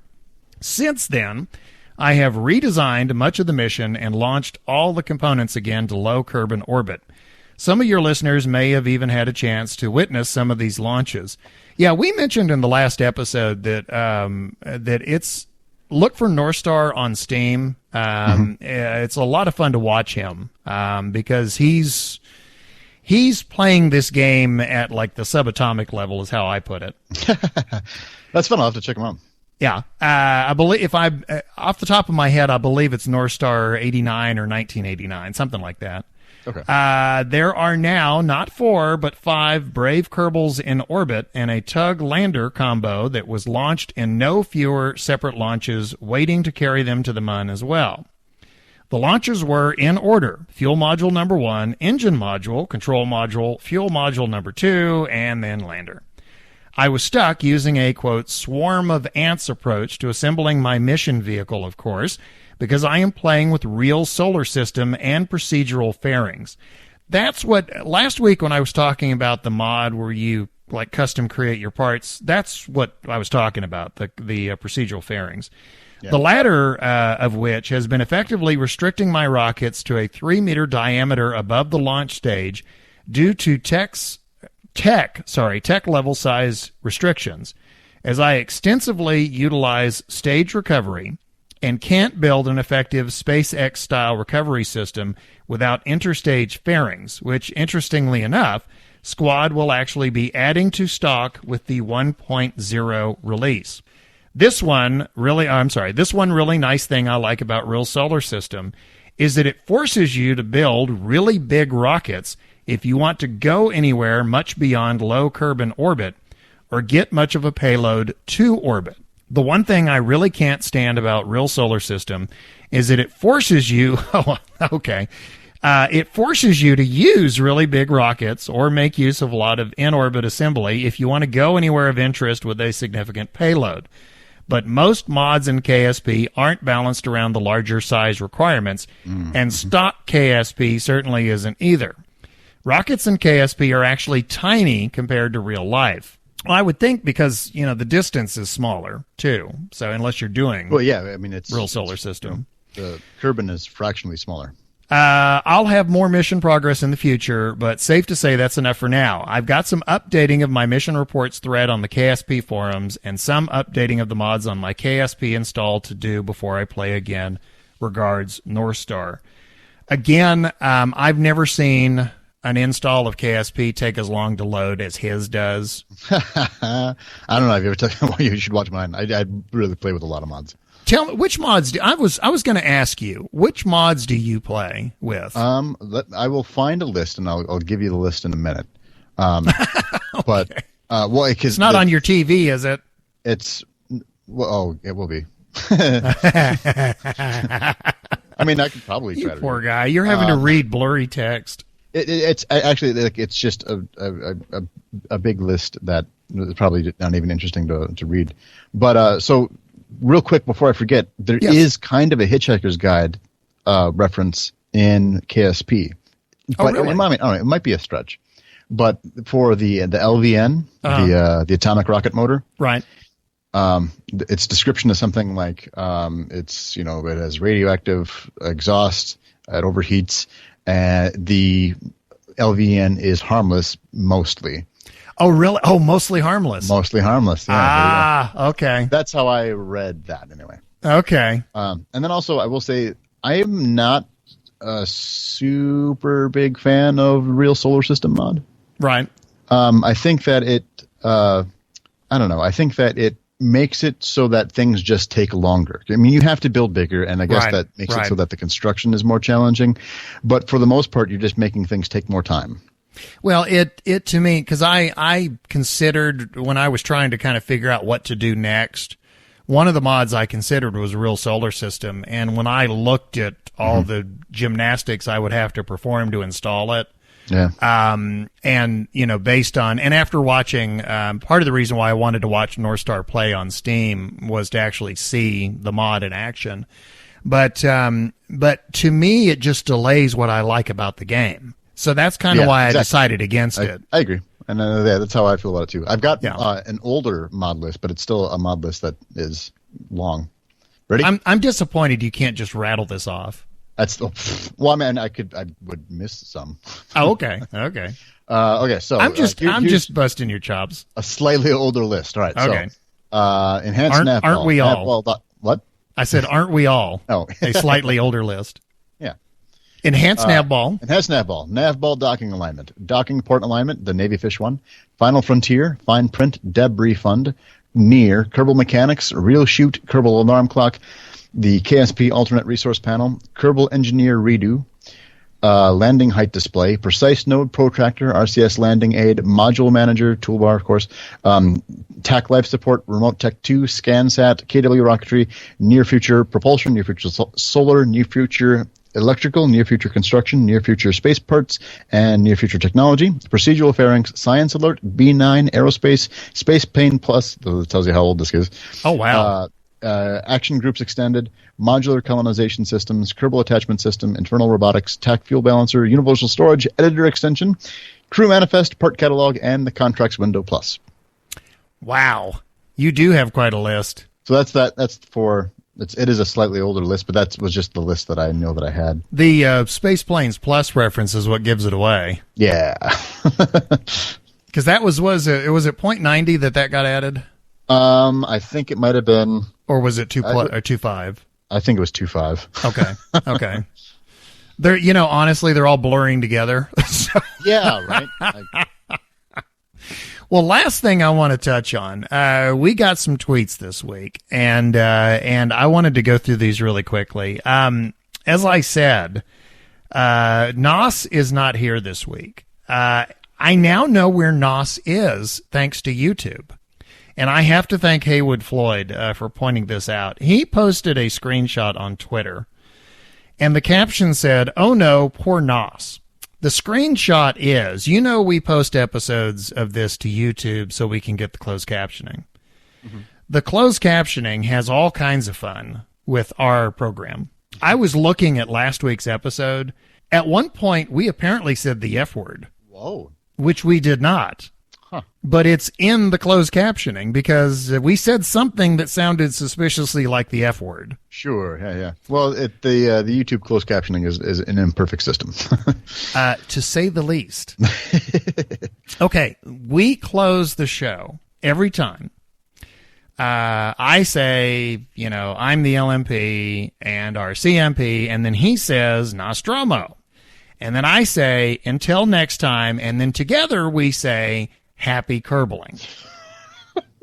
Do you know what YouTube turned that into? You have to assume that I have said, and our CMP is. All right, from this point on, this is YouTube. You ready? Yeah. NosTromo, in jail. Next time, happy gurgling. That is so wrong in so many ways. Yeah. So apparently the reason Nos is not here this week is he is in jail. And gurgling, apparently. And gurgling, which again is so wrong in so many ways. Yeah. And we said the F word last week. Oh. Even though I was totally unaware of it. I wish I had written it down. Homer to Your Mobile is a YouTube closed captioning screw up on its own. Oh, okay. Well, you need to look and see what YouTube closed captioning has done to Homer to Your Mobile. Oh boy. It has not only is Homer to Your Mobile a YouTube creation, it doesn't even recognize it, and it comes up with some other bizarre explanation of it. Yeah. Okay, so anyway, Nos apparently is in jail, happy gurgling. Ascalon, who is the guy that posts these to YouTube, replied, well, at least someone's actually using the subtitles. At least it was worth uploading it to YouTube. Kerbal Space Program was kind enough to give us a nice plug. They said, quote, have you tuned in to Kerbalcast lately? Biff and Nos will keep you up to date in their all Kerbal podcast. When one of us isn't in jail, apparently.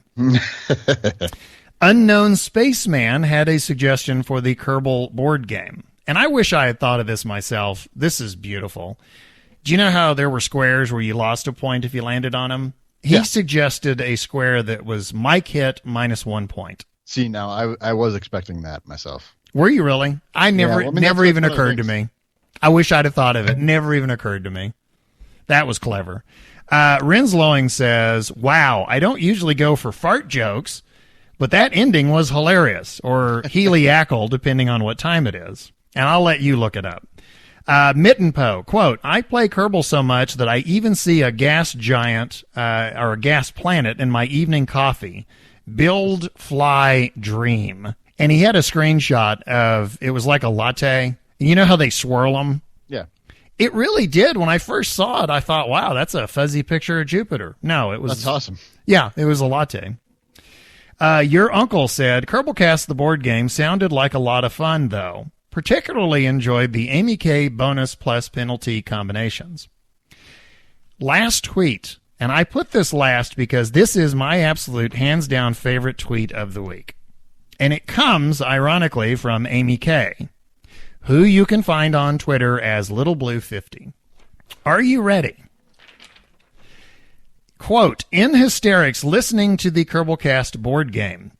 Don't forget, land on me for 4 points. I'm not going to say anything else about that. All right. That is my favorite tweet of the week. Amy telling everyone to land on her for 4 points. That's awesome. I don't think I follow Amy on Twitter. You need to. I don't. I'm following you now, Amy. You need to. Yeah, Amy is, I mean, seriously, as much as I bow down to your expertise, I bow down to her, I don't know, courage, nerve, whatever you want to call it. Because, I mean, Amy dreams of ways to make this game more difficult. There's a reason why people call the most difficult settings kettlewell mode. Yeah, it's fun. I will tell you, I did discover reading the YouTube closed captioning that YouTube thinks her last name is Cattlewell. Right. Yeah, I actually tried. I turned the sound off and tried to follow the podcast, just reading the closed captioning. I really feel sorry for anybody who tries to read the closed captioning, because I mean, I'm the one that recorded it and I had no idea what was going on. You know, I was just reading stuff going, huh? Yeah, right. Occasionally I would get something that would make sense, but most of it was just, what? Anyway. Well, listen, I guess we are done. That kind of runs us out of material. All right. But I wanted to thank you so much for joining, for sitting in. Anytime. I mean, not like anytime, but schedule ahead. Well, how about like tomorrow? Let's do another one tomorrow. Yeah, there we go. Because we'll put up 2 of them on Wednesday. No idea how long Nos is in jail. Yeah, he might be gone for a while. I wonder what he's in there for. Probably for the rollie. I mean, That's true. Maybe for losing at Kerbalcast, the board game. Yeah. Maybe, there you go. Maybe it carries even stiffer penalties than I thought. I want to send out some thanks. First of all, big thanks to DK for sitting in today. Really enjoyed having you on board. Want to thank our listeners and our regular contributors, and also everyone who sent letters and tweets. Amy K, big thanks to you for the tweet of the week. The subreddit moderators for Kerbal Space Program and Kerbal Academy. Look on their front page. They have a link to this podcast. As always, episode music comes to us from Professor Soap. You can look for him. Look for him. Well, I guess technically you can look at him. Look for him on Facebook or at professorsoap.com. And a big thanks, as I said, Ascalon posts episodes of Kerbalcast to YouTube each week. I want to give DK a chance to do some supplemental plugging. You have quite a bit of stuff in the you've got lots of irons in the fire, including your brother. So tell us again what all you do and where we can find it. All right. Well, first off, we'll go with my younger brother, ProJared. It's youtube.com, and it's actually it's /DMJared. But if you do a search on YouTube for ProJared, he'll be the first one, I promise. For me, I am just about everywhere at Declarations. That's DK-larations. It's like the word declarations, but instead of DEC, it's DK, because I'm a narcissist. I don't know why. But aren't we all? Yeah. But no, Twitter, YouTube, Facebook, I don't know, Tumblr, if that's what you're into. I didn't realize you had to be into Tumblr. What's that? Is that a thing you have to be into? I mean, I enjoy Tumblr. But do you have to be into it? Well, to enjoy it. Okay. I mean, if you don't like Tumblr and you're looking at my Tumblr, then I don't know. You make it sound like a lifestyle choice. Well, it kind of is. Anyway. It's like I'm a Tumblr American. Sorry, I'm off on a really bizarre tangent. Weird, Biff. Weird. Well, thank you. Hey, happy gurgling. Yeah. But by all means, check out the YouTube channel for more of me. I do a vlog, and it has a lot of interesting things. I just recently put up a voiceover thing there where I actually did a lot of the voices, the male voices from the game League of Legends, which was kind of a fun video. If you're a nerd and you want to watch nerd type stuff, that's where you'll find the YouTube channel. It's Declarations, DKLAR. Spelling. Declarations. Yeah, LARATIONS. So it's just like the word declarations, only instead of a DEC, it's a DK. Can you grace us with a League of Legends voice? I can. Let's see. Hold on 1 second.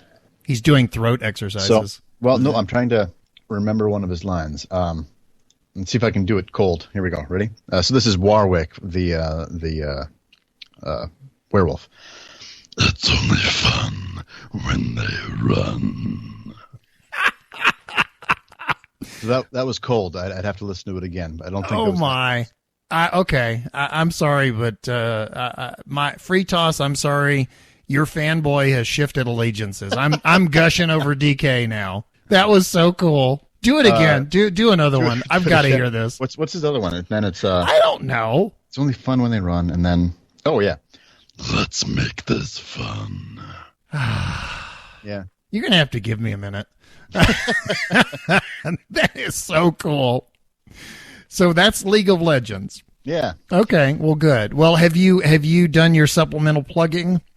Or do you have more? Do you have more to plug? I've got DK Games, another YouTube channel where I have currently only a couple of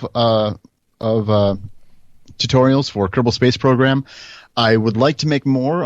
They don't really get as many views as I would like because they take probably 30 hours a piece. They're only 5 minutes long. They're really meant as a sort of very quick crash course thing. You guys have talked about them a lot on the podcast, so I don't know if I need to even talk about them anymore. Well, they're so good. And in case someone's wondering, how can that possibly take 30 hours? The little video snippets that you see, I mean, it takes a while to get to those points and to make those things happen so that you have the video clips in the first place. Yeah, absolutely. So, yeah, I mean, it's easy to get. And then when you figure all the post-production, and I mean, 30 hours, it's easy to get 30 hours for a 5-minute video. If people really like them and they want more, by all means, talk to them here on Kerbalcast, and I'm sure they'll forward your letter. Okay. My challenge is you have to do the next one in the League of Legends voice. And I could. I think it might confuse people. Hey, I'll tell you what. Last time I'm going to ask you to do this, okay? You have to say, in your League of Legends voice, you have to say F5 for safety. Oh, here we go. All right. So from the Warwick voice? Yeah. F5 for safety. Yes! That is so cool. The most evil F5 for safety ever. I know, but you know what? People are now so scared they'll never forget. Because they're worried that whatever that is going to come through the window and go, you should have F5'd. So I couldn't do it as well as you, but I was trying. Okay, so do you still have more to plug? Probably, but that's all right. Okay, well, let's move on. I just want to say, anyone who would like to contact us, it is kerbalpodcast@gmail.com. Yeah. DK, do you have contact information that you want to toss out? Sure. The best place would probably be Twitter, where it's @declarations. Okay. Otherwise, declarations@gmail.com is a totally fine place to get a hold of me. Otherwise, Facebook would be a good choice, too. And that's, of course, Declarations on there as well. Okay. And we, of course, are on Twitter. It's @Kerbalcast. You can subscribe to us on iTunes. Again, thanks to everybody who's been leaving comments. Again, nothing makes my day more than a brand new comment on iTunes. So, and I'm talking about positive. Review, when it comes to podcasts, leaving a review, it only takes you a couple minutes, but it's really, really helpful for the podcasters. Do you know what, though? I have probably dug my own grave here because the next comment on iTunes is going to be, yo mama's periapsis is down around her knees. It'd be like some in-joke, and people are going, I don't want to listen to that. That's some dirty stuff. I don't even know what a periapsis is. It's like, well, as you get older, it happens. So, but yes, you can subscribe to us on iTunes. All episodes of Kerbalcast, in addition to being on iTunes, are also on kerbalpodcast.libsyn.com. You can find us on Steam. I am BiffAldrin. My usual CMP, who is in jail gurgling, is NosTromo. You are on Steam as Declarations. Okay, DK-larations. Yeah. And I promise I'm going to pronounce this correctly. And by the way, I have changed the address. I can now say the address because I discovered after tooling around on the page that you can change the web address to make it friendly. Yeah. If you would like to support Kerbalcast, you can donate at patreon.com/Kerbalcast. Ladies and gentlemen, we now have an audio-friendly web address for donations. There you go. Yeah. And that's great. And for anybody, I'm going to give you a shout-out. You guys do such a great job with the podcast, and I think that anybody who really enjoys it, if you can afford, like $1 a month, like what's $1? You can't even buy a soda for that. So, if you support the people that make the cool things that you like, that's what I say. It keeps us independent. Yeah, exactly. So we can independently gush over Squad. Otherwise, otherwise you can start listening to ads, but you don't necessarily want to do that. Yeah, absolutely. But being able to independently contribute to a creator, I think, is fantastic. Well, thank you. Again, like I said, it is finally an audio friendly. It's patreon.com/Kerbalcast. And that does it for episode 43 of Kerbalcast Go with Happiness. I am your LMP, that's Lunar Module Pilot BiffAldrin, and co-host today. Thanks again for sitting in. Our CMP, Command Module Pilot, is DK. And until next time, happy Kerbaling.